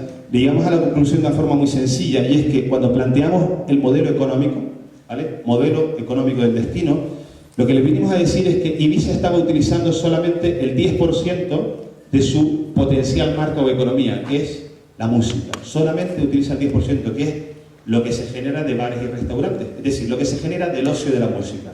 Nuestro planteamiento fue fundamentalmente crear una ciudad que aprovechara el 100% de la economía de la música. Es decir, basado con la marca Ibiza, generar un Silicon Valley de la música en Ibiza, de tal forma que en verano uno, diríamos, estuviese haciendo ocio y en invierno estuviese haciendo producción musical. Pasa a la siguiente, por favor. Pasa a la siguiente. ¿Cuáles son fundamentalmente las industrias del sectores productivos en Playa Embosa que pueden generar valor añadido y atraer talento, gente y vivir durante todo el año? La industria de la música y el diseño, potencial de desarrollo económico. Siguiente. Espacios de formación, espacios de investigación y desarrollo, espacios de producción musical, espacios de creación y experimentación, espacios de gestión, espacios de postproducción, espacios de ocio y espectáculos, espacios de marketing y comercialización. ¿Qué le planteamos? Le planteamos fundamentalmente que en ese mismo lugar mantuviese lo que es la economía turística de ocio, pero introdujese, gracias a la gran marca que tienen, todo lo que es un nuevo, diríamos, clúster de lo que podría ser, digamos, la economía productiva musical. Ahora mismo se ha creado Ibiza Music Island, que es un consorcio entre las administraciones, los hoteleros y las empresas musicales, y hemos conseguido unir a todos aquellos que estaban desunidos en un solo clúster. Este proyecto tiene un premio, diríamos, del Ministerio de Industria por la innovación industrial en un sector turístico muy interesante, y fundamentalmente se ha generado todo un clúster, digamos, de promoción de lo que va a ser el proyecto que os enseño ahora. Sigue la siguiente. Preliminares de mejora urbana, y aquí viene, digamos, el plan de acciones, ¿vale? O sea, nosotros... Pasa la anterior, por favor, con la anterior. Vale. Entonces, nosotros nos planteamos, uno, un claro sector económico, o sea, el modelo económico va a ser pasar de la economía del ocio a la economía producción Silicon Valley de la música. Ese estaba claro como modelo. Modelo territorial muy sencillo, era, tenemos un gran valor medioambiental, paralización total de la extensión y fundamentalmente colmatación de lo que es la estructura urbana consolidada. Ese era el plano anterior. Por tanto, el modelo económico es paro de crecimiento y solamente consolidado de espacio. Esto no es mi regla general para cualquier intervención urbanística, estamos hablando solamente de Playa de Embosa, ¿vale? Consolidación urbanística, no queremos crecer, lo único que queremos es entender cuál es el modelo económico que queremos desarrollar con la gente que está ahí o con la que podamos atraer. Pasa a la siguiente, por favor. Preliminares de mejora. Este es el plan de acción inicial que hacemos. Siguiente. Plan de reconversión de la planta hotelera, fundamental. Plan de mejora del paisaje urbano, plan de gestión de playas y plan de usos de playas. No me extenderé en esto porque no tendré tiempo. Siguiente. Acciones del plan. ¿Seguimos? Las acciones del plan fue muy sencillo. Esto es un master plan, que es realmente lo que hacemos cuando nosotros hacemos el planeamiento estratégico, en donde tenemos, digamos, un nuevo lugar comercial de ejes, que es, digamos, esto es toda la zona hotelera. Esto es una zona hotelera también urbana. Esto, diríamos, es toda una playa. Esta es la parte consolidada de la ciudad. Y estas son las nuevas intervenciones que hacemos. Aquí esto está también consolidado y también intervenimos en este área. Primero, nuevo boulevard comercial y ejes transversales. Fundamentalmente desarrollamos, ya lo veréis en las imágenes de tipo todo lo que es el eje comercial a estilo Miami detrás de lo que es el destino turístico, que ahora mismo la movilidad se desarrolla desde el frente de la playa, y abrimos lo que son los ejes transversales desde el eje, digamos, comercial a lo que es la playa, incluso demolemos hoteles. Pasaje marítimo y programación de nuevos usos de playa, esto sería la nueva programación de la playa. Parque activo, nuevo polo de ocio, naturaleza y sport. Generamos todo un parque urbano relacionado con los hoteles para hacer toda una serie de rutas al territorio. Industria avanzada, Sensibiliza Gate, un nuevo centro de ocio y cultura. Esto sería como la entrada del aeropuerto de la ciudad, que seríamos el primer polo de actividad económica. Industria avanzada, distrito creativo, un nuevo clúster urbano. Aquí desarrollamos, que es la única gran bolsa que tenemos de suelo, todo lo que son las infraestructuras, diríamos, de lo que es el nuevo clúster de la música. Industria avanzada es Vive, Artist Village, y toda una zona que ahora mismo es de apartamentos que se puede reconvertir en lo que es, diríamos, casi loft, que queremos plantear en donde se puedan convertir en verano para turistas de alto poder adquisitivo y más, diríamos, alternativo, y en invierno talleres de artistas, ¿no? Centro Cesarinas, nuevo espacio, diríamos, de interpretación etnográfica, que sería este punto de aquí para interpretación de todo lo que es el área de Cesarinas, y después una propuesta de un tranvía urbano que una fundamentalmente el aeropuerto con el bulevar hasta lo que es Ibiza. Siguiente, por favor. Este sería, diríamos, el sistema de bulevar y ejes transversales. La idea, por encima siempre veréis, diríamos, unas imágenes. Gracias. No, importante. Imágenes de lugar y unas imágenes de carácter. Pasa a la siguiente. Esto sería, diríamos, lo que es el bulevar, la calle de atrás. Mirad cómo está evidentemente llena de coches, donde ahora mismo la gente peatonalmente va por la playa. Pasa a la siguiente. Proponemos evidentemente naturalizarlo, pavimentos, se han visto muchos proyectos aquí, la idea es clara, y la generación de un tranvía. Siguiente. Este, diríamos, el frente de playa, cómo está utilizado. Siguiente. De una forma muy liviana, diríamos, intervenir en lo que es la playa sin intervenir de una forma dura. Siguiente. Esto sería, diríamos, todo lo que es el parque de ocio, que relacionaría todo lo que son las rutas con la naturaleza. Este es el estado actual, planteamos un tema de deporte. Siguiente. Con todo lo que es la relación etnográfica de lo que es el territorio y las partes un poquito locales, ¿no? Siguiente. Evidentemente aquí tendríamos una estructura de productos de rutas, que no entraremos, con el tema de tecnología. Siguiente. En donde evidentemente tenemos un antes y un después, digamos, de generar un parque urbano que no es un territorio, digamos, dorado. Siguiente. Estos, digamos, son más imágenes del mismo parque. Siguiente. Esto sería, digamos, la idea de que en momentos determinados incluso planteamos la expropiación o simplemente la permuta de hoteles para abrir grandes espacios al mar y plantear dentro de este gran eje una conexión visual, diríamos, y espacial con la playa, parque y relación, diríamos, de eje transversal donde está todo el comercio. Es decir, pasamos el comercio directamente y explotamos esta calle, que sería, diríamos, el gran eje que va conectando a la playa incluso en espacios potentes. Ya se está, diríamos, en conversaciones, como decía el profesor Azuaga, no vamos a entrar ahora mismo en todo lo que son los procesos de gestión que son muy importantes a la hora de desarrollar planes, ¿no? Siguiente. Y esto sería, diríamos, una idea de plan de interpretación de Cesalina. Siguiente. Y la idea del parque urbano, ¿vale? Siguiente. Que se establecería, digamos, son imágenes de carácter, esta es la puerta de entrada de Ibiza y esto sería el parque urbano. Siguiente. Y tendría algo, digamos, aproximadamente así. ¿Continuamos? Y esto sería el clúster, diríamos, de dónde está todo lo que es el Silicon Valley de la música. Siguiente, este es el estado actual. Y esto, digamos, es la bolsa de terreno que aún queda entre la ciudad, la autopista y lo que es la parte, diríamos, hotelera, con el frente marítimo. Aquí iría el eje que estamos comentando y aquí es donde desarrollamos simplemente una nueva ordenación para introducir lo que es la economía creativa. Siguiente, que quedaría próximamente, esto simplemente es un estudio de volúmenes de esta manera. Siguiente. Y esto finalmente es Vive, que es la parte un poquito que planteamos de Bahía de Artistas, o sea, de zona del loft. Siguiente. Bueno, cuestión al moderador. Yo tengo aproximadamente unos 7 minutos más para el segundo proyecto. Lo enseño, paramos aquí y no hay ningún problema, lo podemos enseñar en otro momento. No pasa nada, ¿eh? ¿Paramos aquí? Estamos muy atrasados. Sí, pues paramos aquí. Yo creo que yo ya he planteado los conceptos y yo, si alguien quiere, le puedo enseñar este segundo proyecto con un café, no hay ningún problema y así damos, diríamos, recorrido a lo siguiente. Muchas gracias.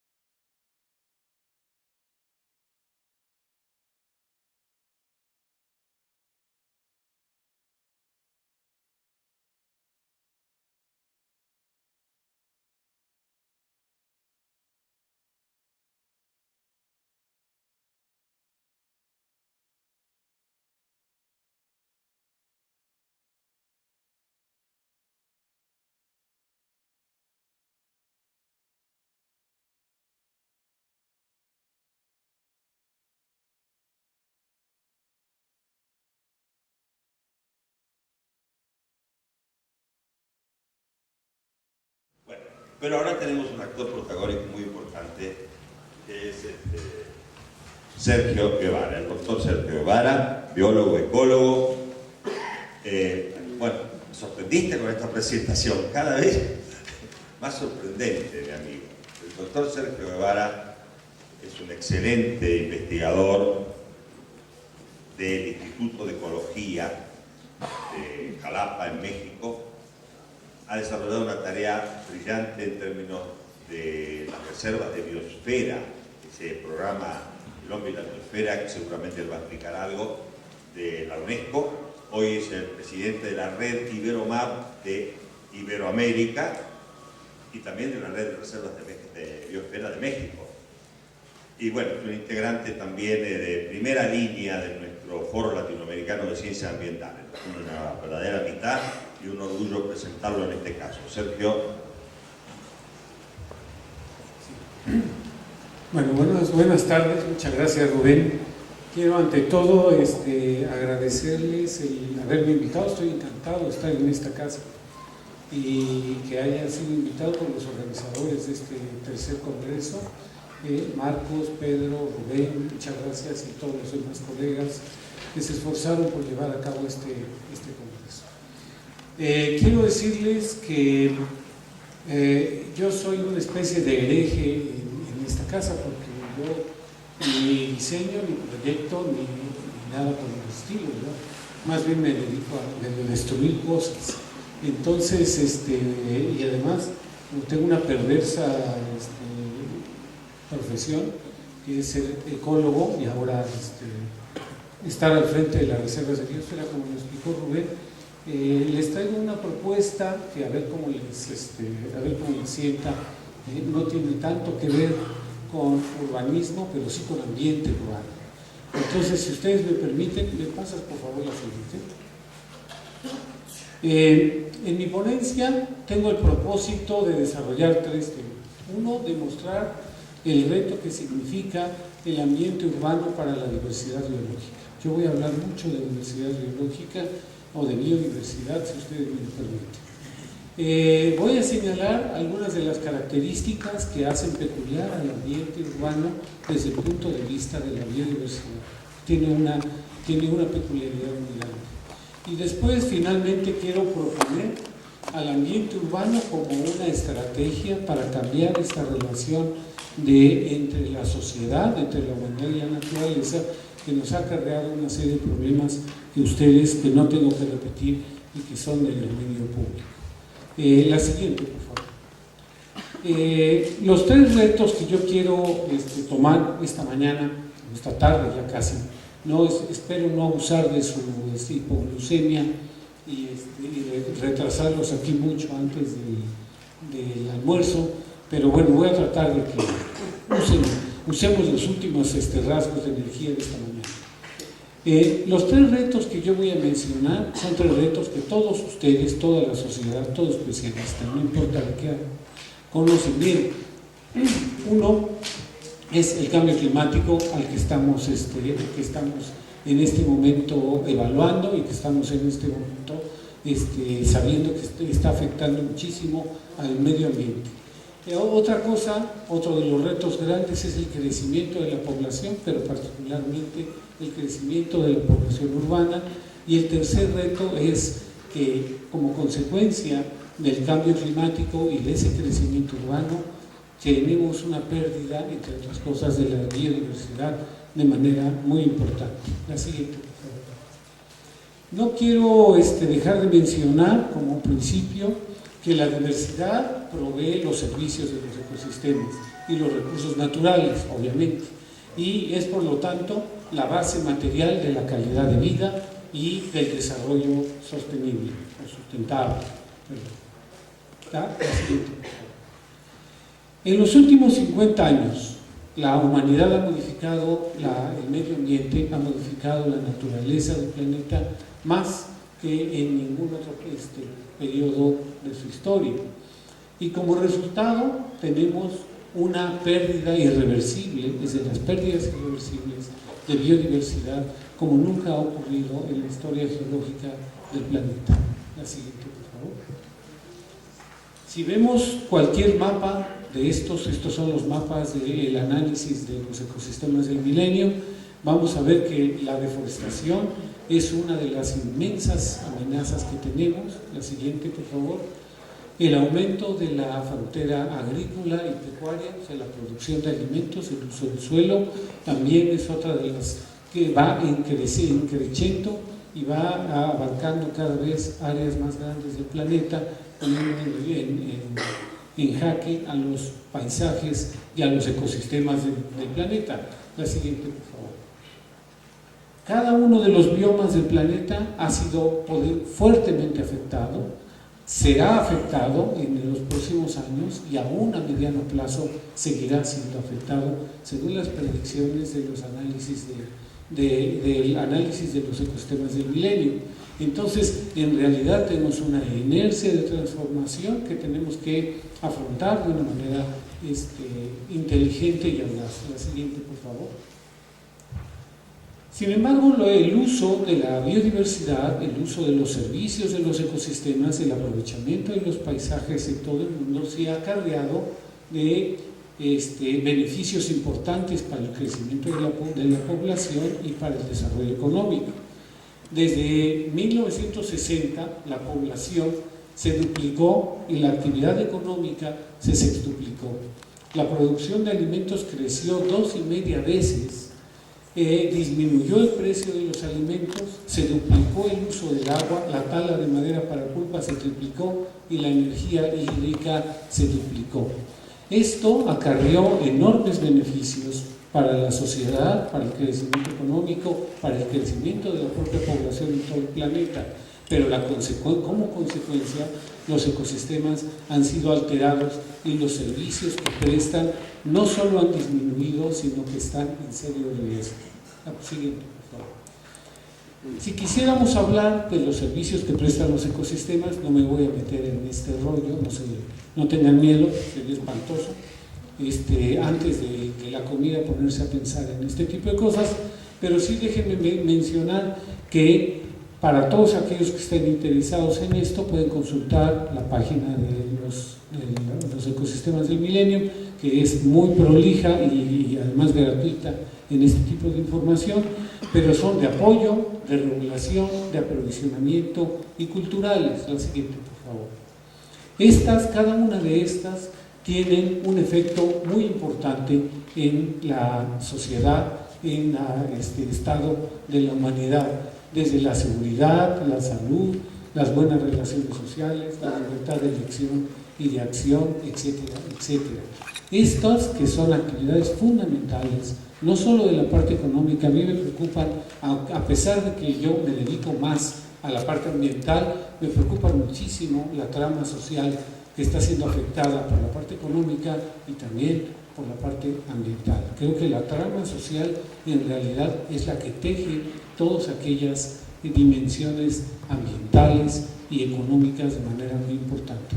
Pero como ustedes pueden ver por el tamaño de las flechas y por la intensidad de color de las flechas, muchos de los servicios están afectando actividades sociales fundamentales, ¿no?, en todo el planeta. No estoy hablando solo de la zona urbana. La siguiente, por favor. Bien, la pérdida de servicios de los ecosistemas es una cosa muy conocida, y bastante evaluada. También, volviendo y acudiendo a la información de los ecosistemas del milenio, les puedo decir que el 60% de los servicios de los ecosistemas evaluados, 15 de 24, están siendo degradados o usados de manera no sostenible.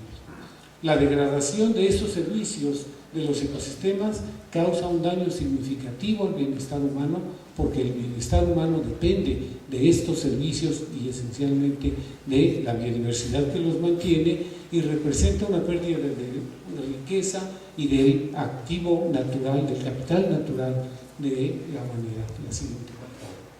Si ustedes ven cada uno de los servicios y creen que todas estas flechitas rojas están indicando que va para abajo y solo las azules está indicando que va para arriba, se van a dar cuenta que los cultivos y ganadería van para arriba, pero la pesca, la acuacultura también va para arriba, los alimentos silvestres van para abajo, la madera más o menos, la leña va para abajo, los genéticos van para abajo, los bioquímicos y medicinas y el agua dulce para abajo, la siguiente.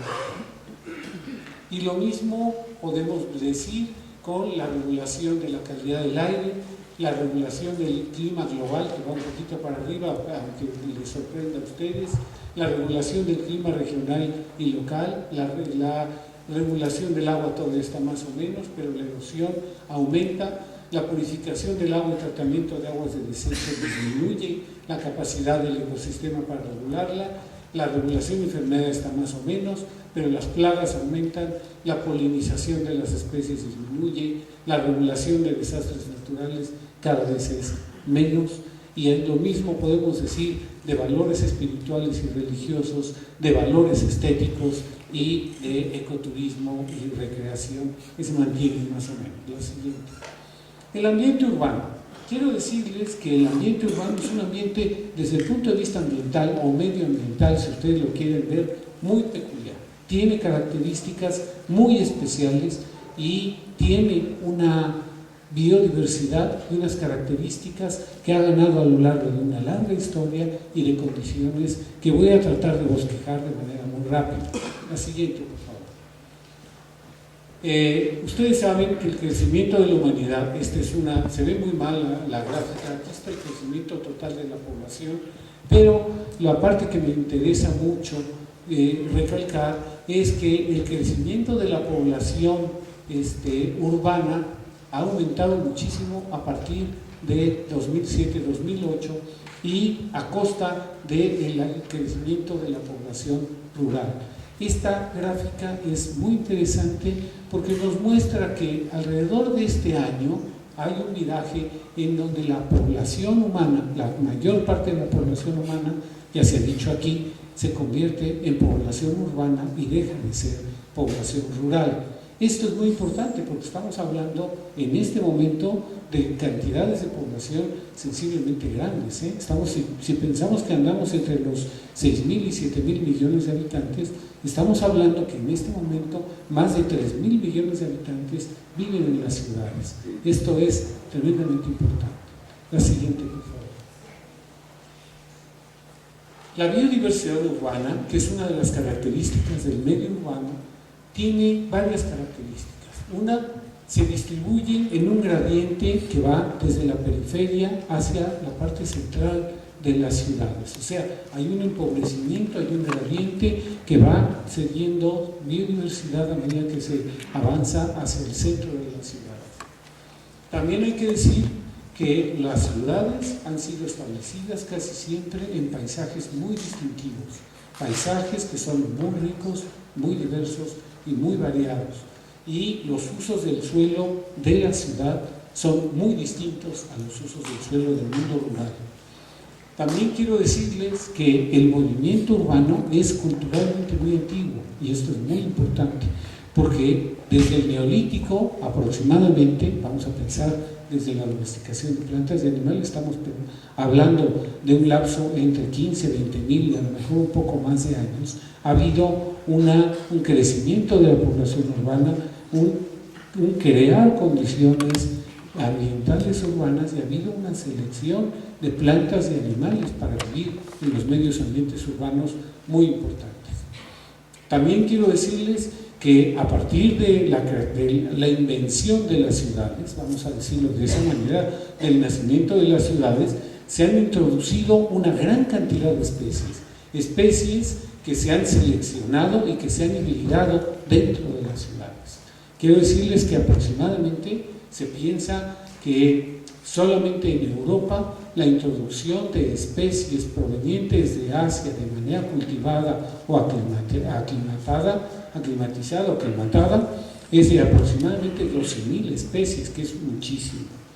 Sabemos que esto tiene una influencia en la calidad de la vida urbana muy importante, y podría señalar un punto que a mí me parece muy interesante, que la naturaleza o la biodiversidad que hay en las zonas urbanas es la primera y continua experiencia de cada uno de los ciudadanos con el mundo natural, con la naturaleza, con la biodiversidad. La siguiente, por favor.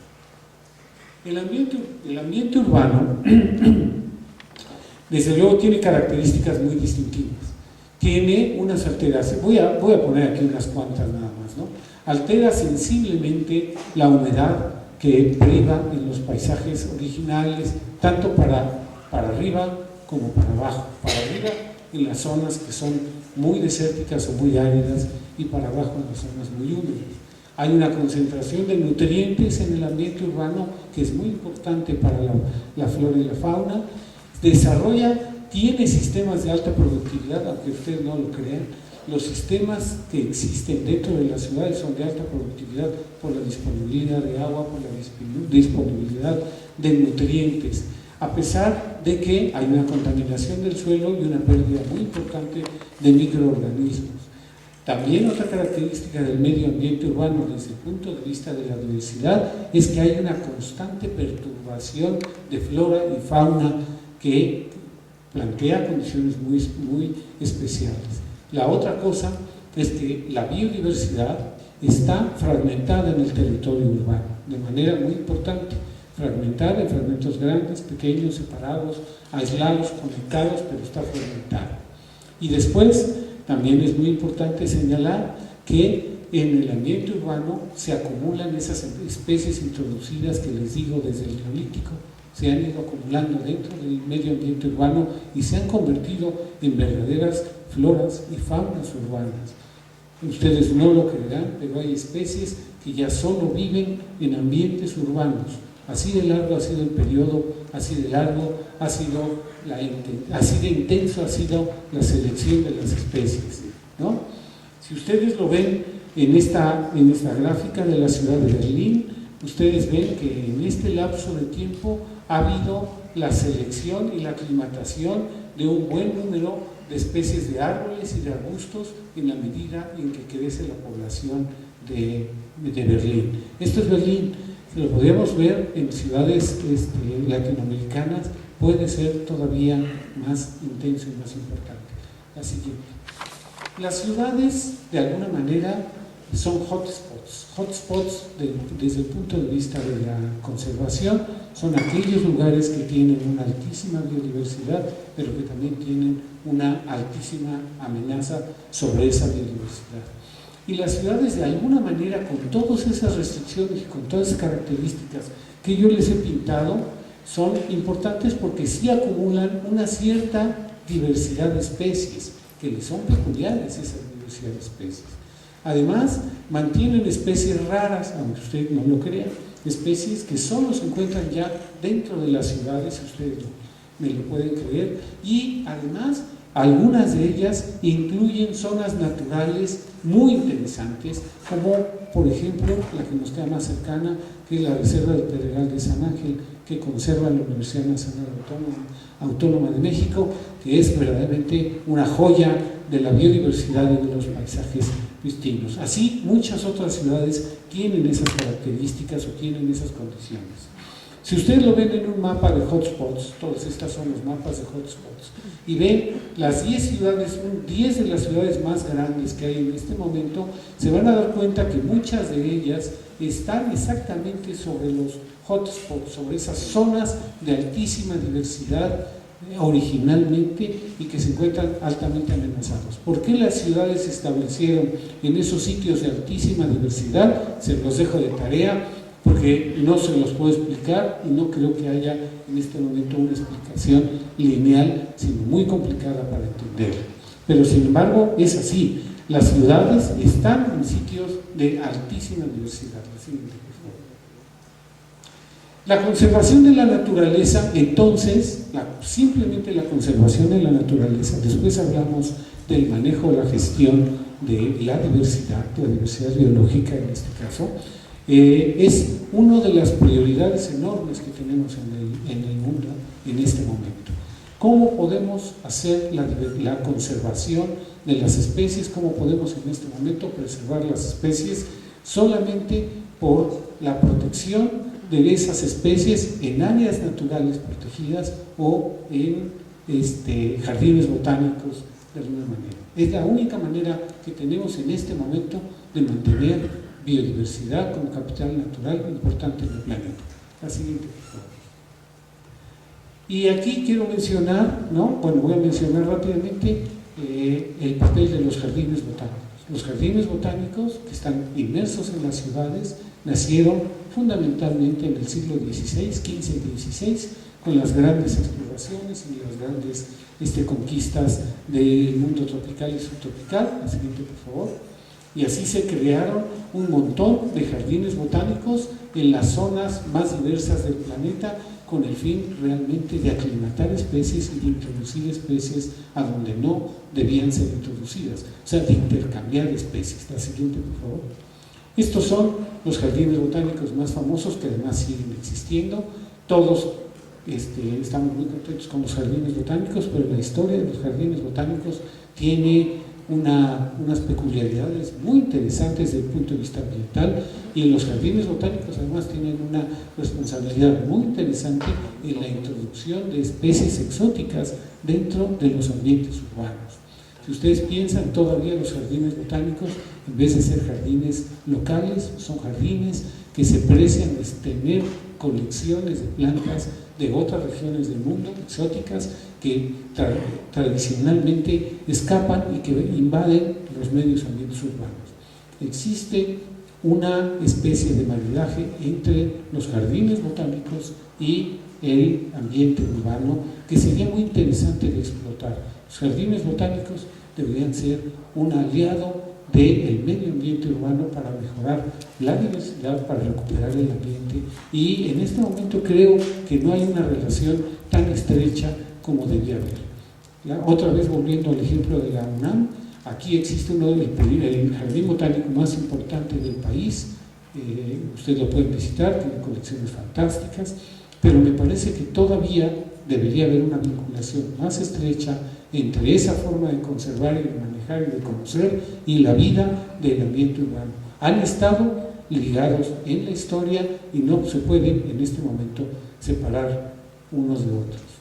Y ahí tenemos los grandes jardines botánicos. Este es el jardín botánico de Kew, y algunos de los naturalistas importantes siguen siendo grandes centros de colección y de evaluación de biodiversidad. La siguiente, por favor. Entonces los jardines botánicos son muy importantes porque también se los dejo ahí como una anécdota, como un tejido, De alguna manera fueron los que idearon el concepto de diversidad biológica y son los que idearon el concepto de conservación, y ahí nacen y ahí se mantienen. La siguiente, por favor.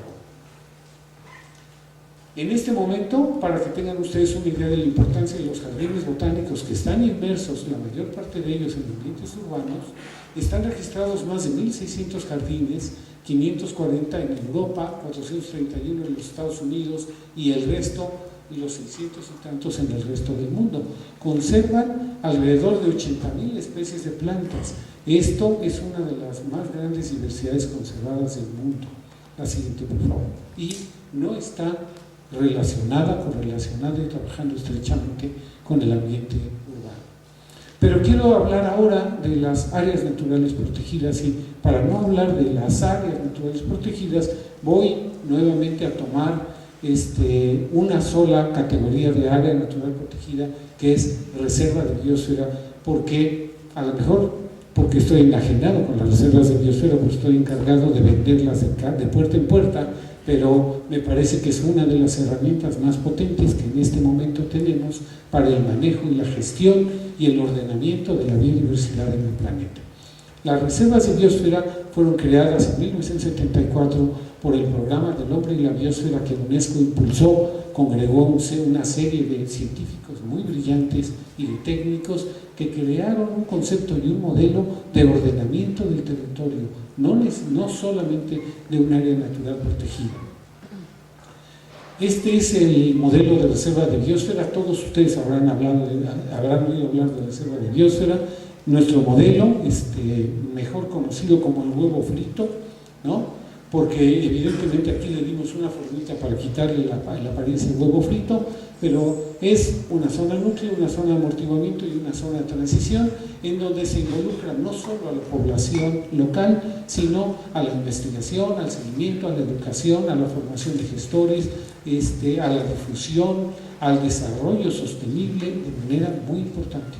En 1974, cuando apenas nace realmente la parte más fuerte del establecimiento de reservas de biosfera, de áreas naturales protegidas en el mundo, este grupo de preclaros, porque fueron preclaros, crearon un modelo que en este momento se convierte en el más adecuado para la gestión de la naturaleza desde el punto de vista de la diversidad y del desarrollo sustentable.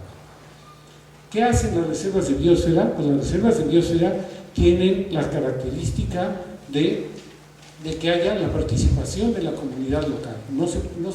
No se consigue una reserva de biosfera sin la comunidad local, sin un manejo integrado de los recursos, sin conservación y restauración ecológica de los ecosistemas, sin investigación, sin monitoreo, sin desarrollo regional, sin educación ambiental y entrenamiento, sin desarrollo sostenible y sustentable, sin desarrollo de información y comunicación y creación de una red nacional e internacional.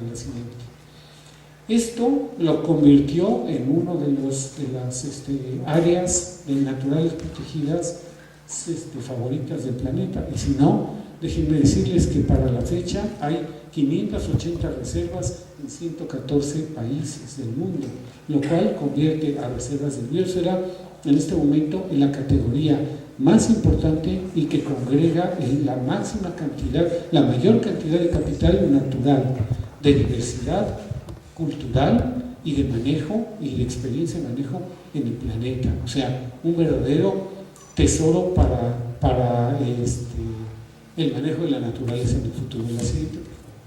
Bueno, esto solamente es para enseñarles cómo ha ido creciendo las reservas en el mundo, las reservas de biosfera en el mundo, y seguirán creciendo porque es uno de los modelos más apropiados. La siguiente, por favor. Solamente en Latinoamérica, en Iberoamérica, en la península ibérica y en toda Latinoamérica tenemos un número importante de reservas que ya son alrededor de 100, no me recuerdo exactamente, pero andamos como por 160 reservas más o menos en 21 países de América Latina. Y esto, piensen ustedes que en la región iberoamericana estamos hablando probablemente de la región más biodiversa y más culturalmente diversa del planeta, lo cual nos da muchísimo gusto. Esta es la distribución de reservas en Latinoamérica por cada uno de los países, ¿no? Representan en su conjunto más del 25% del total del capital natural protegido en el mundo a través de este programa. La siguiente, por favor. Y si recordamos o ponemos énfasis en que la función de las reservas de biosfera es conservar especies, recursos genéticos, ecosistemas y paisajes, promover el desarrollo social, cultural y económico sostenible, apoyar y respaldar la investigación, la educación, la formación de recursos humanos y el seguimiento de las actividades de interés encaminadas a la conservación y desarrollo sostenible. Esto las hace muy interesantes desde el punto de vista del ambiente urbano. En la actual coyuntura de incertidumbre, los cambios están ocurriendo de manera muy rápida y los cambios son acarreados por el cambio climático, que cada vez se acelera más, ¿no? Cada vez tenemos mayor evidencia de cambios climáticos violentos. También tenemos un cambio de uso del suelo que está amenazando o que está moviendo constantemente la relación entre la sociedad y la naturaleza. Ante muchos de estos cambios y otros que están ocurriendo, las áreas naturales, tal cual estamos pensando, realmente están en jaque y tenemos que seguirles apostando, pero no vamos a poder realmente confiar en ellas muy a largo plazo. La siguiente, por favor.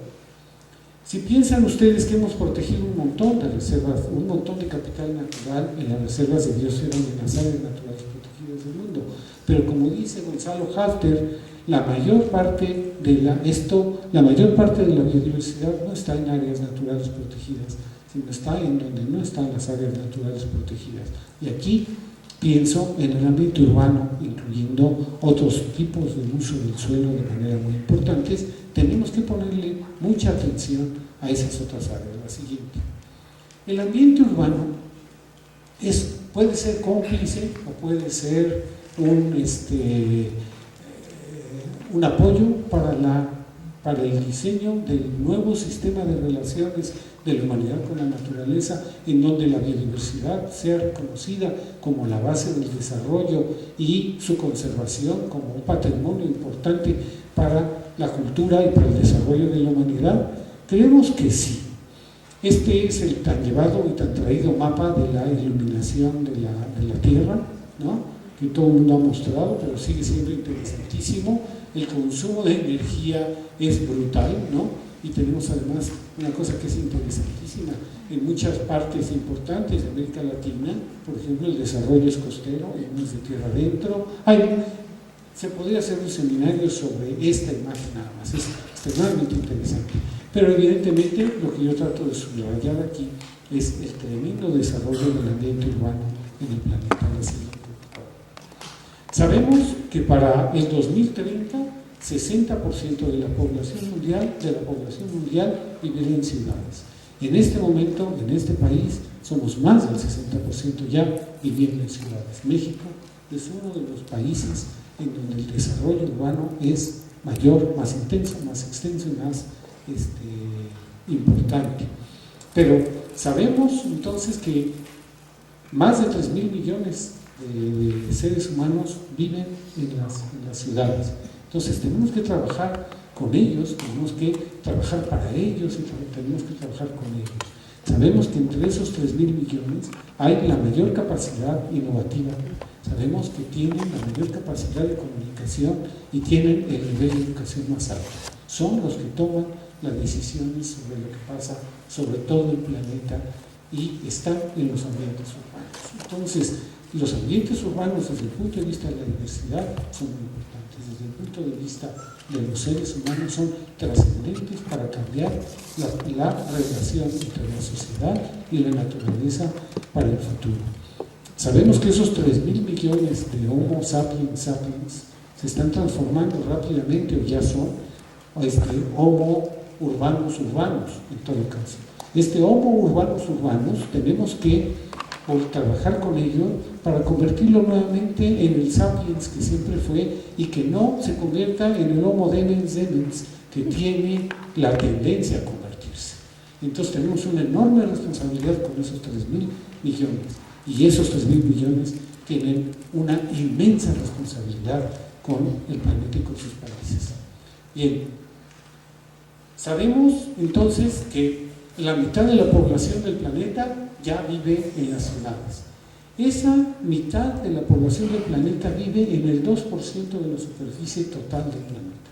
O sea, los ambientes urbanos ocupan aproximadamente el 2% de la superficie del planeta, pero consumen el 75% de los recursos naturales del planeta y emiten el 80% de los gases de invernadero.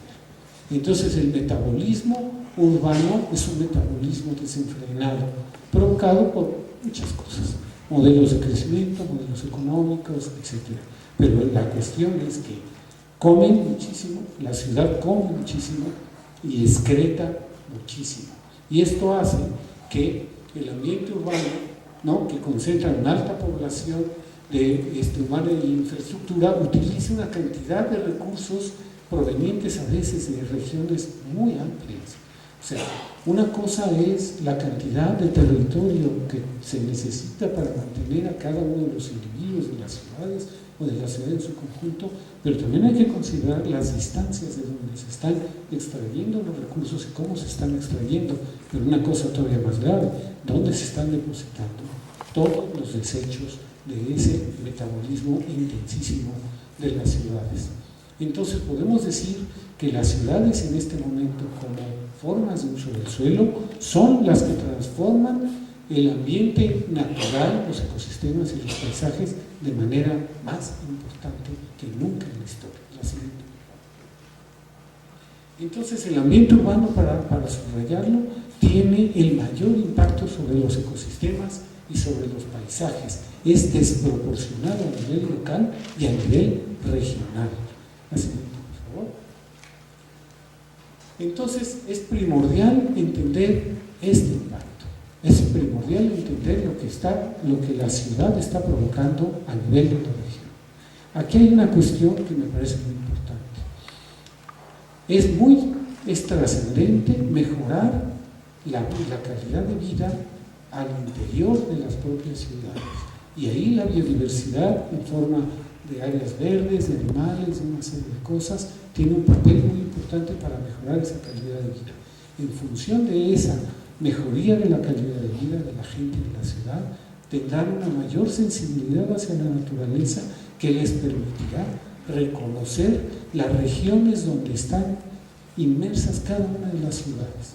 Hasta ahora, las ciudades, como decía mi abuela, han vivido viéndose el ombligo, pero ahora tienen que no verse el ombligo, ahora tienen que ver la región a la que pertenecen, porque tienen que tomar las decisiones sobre esa región y determinar las capacidades de carga de la región para la propia ciudad. Esto es, la ciudad tiene que integrarse a la región que pertenece, al país que pertenece, de una manera importante. Y todo esto, sobre todo, visto desde el punto de vista de servicios de los ecosistemas, de recursos naturales, y todo esto, insisto, basado en la biodiversidad. Sí, la siguiente, por favor. Dice Lugo que afortunadamente las ciudades ocupan solo el 2% de la superficie de la Tierra, que gracias a eso tenemos alrededor un montón de áreas de producción de alimentos y de zonas que podríamos todavía salvar, y podríamos tener áreas naturales protegidas para la biodiversidad y todo diferentes debido a la alta diversidad de condiciones ambientales existentes. Eso hay que entenderlo. Aparentaría que sabemos mucho sobre eso y en realidad sabemos extremadamente poco sobre lo que hay, sobre la ecología de las especies, sobre la ecología del ambiente urbano. Sabemos muy poco. La siguiente, por favor. Les había mencionado que hay una cuestión muy importante que es una pérdida de diversidad, ¿no? Una disminución de diversidad de los ambientes naturales y rurales en un gradiente que va disminuyendo hacia el centro de las ciudades. Entonces hay un proceso no solo de pérdida, sino hay un proceso muy importante de homogeneización de la diversidad. Esto es, cada una de las ciudades está globalizando su propia diversidad. Las especies casi todas son las mismas en todo el planeta, o cuando menos en todas las regiones. Y así compartimos un montón de especies que no son comunes, de palmas, de árboles, díganme de qué, ¿no? De ficus, cuando están de moda, de eucaliptos, de casuarinas, cada vez hay una mayor homogeneización de la biodiversidad. Esta homogeneización de la biodiversidad no solo desperdicia los hábitats urbanos, sino que además afecta muy fuertemente lo que pasa fuera, porque resulta que esa homogeneización después es exportada al exterior. O sea, estas especies después salen que tienen una capacidad genética muy amplia, que son domesticadas, que son hibridizadas dentro del sistema, migran hacia las regiones y causan enormes daños a nivel de la flora, fauna y otras especies naturales. Bien, la siguiente, por favor. Entonces, este proceso de homogeneización nos produce un efecto además tremendo sobre la población. Nuestra población tiene que aprender a la sensibilidad y la aplicabilidad de los conocimientos de innovación y comunicación que yo había mencionado, depende mucho del ambiente en donde se vive. La diversidad es importante a nivel arquitectónico, a nivel urbanístico, pero también a nivel de la naturaleza que se encuentra inmersa en esa arquitectura y en esa urbanización, como ya lo habíamos visto. Esto es muy importante. Piensen ustedes que esta homogenización, según los psicólogos ambientales, según la gente que se dedica a percepción ambiental, han detectado que existe entre mayor homogenización una mayor insensibilidad hacia los recursos naturales y hacia la naturaleza. La siguiente, por favor. Si piensan ustedes que esta degradación ambiental, esta homogenización ambiental que un ciudadano percibe, maneja, vive, es inversamente proporcional a la calidad de la naturaleza que experimenta durante toda su vida. La siguiente, y si piensan ustedes que el 60% de la población del planeta está sometido a esta insensibilidad o a esta pérdida de sensibilidad respecto a la diversidad, tenemos un problema muy serio, ¿no? Un problema muy serio dentro del ambiente urbano que tenemos que solucionar para que este ambiente urbano empiece a marchar, empiece a convertir realmente sus ideas en innovaciones y que vaya generando a nivel de sus regiones y de sus países cambios en el uso del suelo, en el aprovechamiento de los recursos, en la forma de ver la naturaleza, en la forma de vivir para el futuro. Una nueva estrategia debe ser el ambiente urbano. Yo creo que sí. Yo creo que el ambiente urbano tiene una potencialidad muy grande. La siguiente, por favor. El concepto de reserva de biosfera, y no lo digo yo, por eso le puse el nombre de la persona, ¿no? Reconoce el valor de los sistemas urbanos. La siguiente, por favor. Este sistema del huevo frito, como ustedes lo ven, que además el huevo frito, imagínense que es como de hule, se puede adaptar de muchas maneras, pueden ser varios huevos fritos unidos, o sea, el modelo es muy versátil y muy potente para manejar casi cualquier situación ambiental, rural, urbana, natural, y la combinación de ellos, sobre todo, es integrador. La siguiente, por favor. Este huevo frito se lo podemos poner a una ciudad también, ¿por qué no? También es una herramienta buena para el ordenamiento urbano, en donde caben efectivamente tanto los procesos de urbanización, culturales, arquitectónicos, naturales, educativos, una serie de cosas que integran. Es una herramienta de integración que desde mi punto de vista y desde el punto de vista de los colegas es muy importante. Abajo del huevo frito, aquí como fantasma que ven, está la ciudad de Villahermosa. La siguiente, por favor. Entonces, la mejor oportunidad de inducir a la conservación de la biodiversidad y el desarrollo sustentable es a través de una nueva relación con la naturaleza, entre la sociedad y la naturaleza, un nuevo pacto entre la sociedad y la naturaleza. Las reservas de biosfera tienen la zonificación y funcionalidad apropiadas para ser utilizadas en el ambiente urbano. Puede ser, esto es una fotografía de Seúl, una ciudad también de 20 millones de habitantes, gigantesca, pero que tiene áreas verdes muy importantes metidas dentro de la ciudad. La siguiente, por favor. Entonces, la reserva de biosfera en ambiente urbano puede ayudar a conservar la diversidad natural y cultural que se encuentra en los ambientes urbanos, así como los jardines, la agricultura urbana, la relación entre la inmigración y la introducción de especies exóticas en los ambientes urbanos. Puede ayudar a desarrollar la idea de equidad en el acceso a los bienes y servicios ambientales para los ciudadanos. Apoya la investigación basada en la educación como un elemento clave para lograr que los ciudadanos tomen en sus manos su propia calidad de vida y su propio proyecto de vida. La siguiente, por favor. Dentro de la ciudad no todo tiene que ser especies naturales y lugares pristinos. Las áreas verdes, los camellones, los traspatios, una serie de cosas tienen un enorme valor y que puede incluirse en todo el esquema del mosaico urbano, que es un mosaico muy rico. La siguiente, por favor. Se trata de pasar, en cuanto al ambiente urbano, en la actuación del ambiente urbano, se trata de pasar de la naturaleza silvestre a la naturaleza urbana, de la diversidad intocable de las áreas naturales protegidas a su manejo cotidiano en y desde la ciudad. Así. Entonces, las ciudades efectivamente estamos convencidos que podrían ser el mejor medio de salvar al medio natural del planeta. No solo de mejorar su propio interior, sino de contribuir con nuevos esquemas y nuevas técnicas y formas de trabajar el medio ambiente. El movimiento iberoamericano de reservas de biosfera y ambiente urbano así lo ha planteado.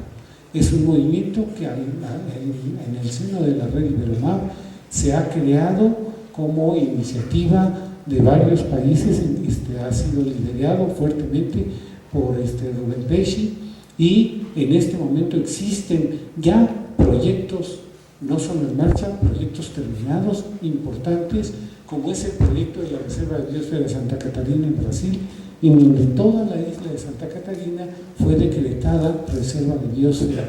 Y una cosa que fue interesantísimo es que el grupo que encabezó Rubén Pesci para hacer la zonificación crearon, inspirados en la reserva de biosfera, que es, como les digo, el modelo, pero más una herramienta, una serie de áreas núcleo, de interconexiones y de zonas de transición adecuadas para este tipo de cosas. No solo áreas núcleo naturales, sino también áreas núcleo culturales, patrimoniales, etcétera, productivas, de todo tipo. Entonces, esto es un ejemplo lindísimo de lo que se puede hacer con eso. Como les decía, crearon áreas de núcleo naturales, de amortiguamiento naturales, áreas de transición urbano-rurales, áreas núcleo urbano, patrimonio cultural y construido, áreas de amortiguamiento urbano. Da para muchísimo esta herramienta de ordenamiento del territorio. Este es otro ejemplo de reserva de biosfera en ambiente urbano en la ciudad de Sao Paulo, en Brasil, en donde está rodeado por una zona verde la ciudad, de tal manera que esa zona verde ayude al ordenamiento de la ciudad, que ordene el crecimiento de la ciudad y que cree la posibilidad de zonas de recreo y de mejora de la biodiversidad al interior de Sao Paulo. No son las únicas, también hay otros ejemplos en México, en Cuernavaca, en Argentina, en Formosa, en Venezuela, en Mérida, en Perú hay otras experiencias, pero hay una experiencia enorme en donde ya se está tratando de manera interdisciplinaria de utilizar esto como una herramienta para ordenar el crecimiento, el desarrollo y del ambiente urbano e integrarlo a su región. ¿Se podrá hacer eso en otras ciudades tan grandes como la Ciudad de México? Sí, creo que sí, con mucho más trabajo, a lo mejor parcialmente, pero se puede hacer. La siguiente, por favor. Tenemos que romper esa homogeneización de las ciudades, tenemos que enriquecer la diversidad, tenemos que crear una cultura de la diversidad, la cultura de la diversidad, de la tolerancia, de las especies, de los servicios, de los paisajes, de la cultura, de los participantes en los ambientes urbanos. La siguiente, por favor. Tenemos que crear ese diálogo de saberes entre los científicos, los técnicos, las humanidades y la cultura popular en la idea de la conservación y del desarrollo sustentable. Tenemos que crear un sistema altamente participativo en donde diseñemos entre todos la ciudad y los entornos y los integremos de la mejor manera posible. ¿Cuál es la propuesta? Crear mejores condiciones de vida en las ciudades para beneficio de la mayoría de la población. Esto es fundamental. Las ciudades tienen una gran heterogeneidad y una gran marginación al mismo tiempo que un gran desarrollo. Entonces, crear mejores condiciones es una de las condiciones. Luego, aumentar la sensibilidad de los ciudadanos hacia la naturaleza, introduciendo la naturaleza en el interior de las ciudades. Esto es muy importante y de esa manera integrarlos a la problemática regional y a las necesidades regionales. Integrar el ambiente urbano al rural y al natural a escala regional, sobre todo por medio de procesos de conectividad, como lo reconoce la ecología del paisaje. Conectar, no conectar. Mantener una enorme conectividad, no solo natural, sino también social y cultural entre la ciudad per se y la ciudad con su región y con su país. Esto de la conectividad es una de las partes fundamentales. La biodiversidad, así como las ideas, así como la cultura, tiene que entrar, tiene que salir, tiene que fluir dentro de la ciudad y de la ciudad a sus entornos. Hay que emplear, tal vez, digo, es muy pretencioso, pero hay que emplear la reserva de biosfera como herramienta de ordenamiento territorial. Tenemos que navegar, tenemos que ir juntos hacia la cultura de la diversidad. Muchas gracias.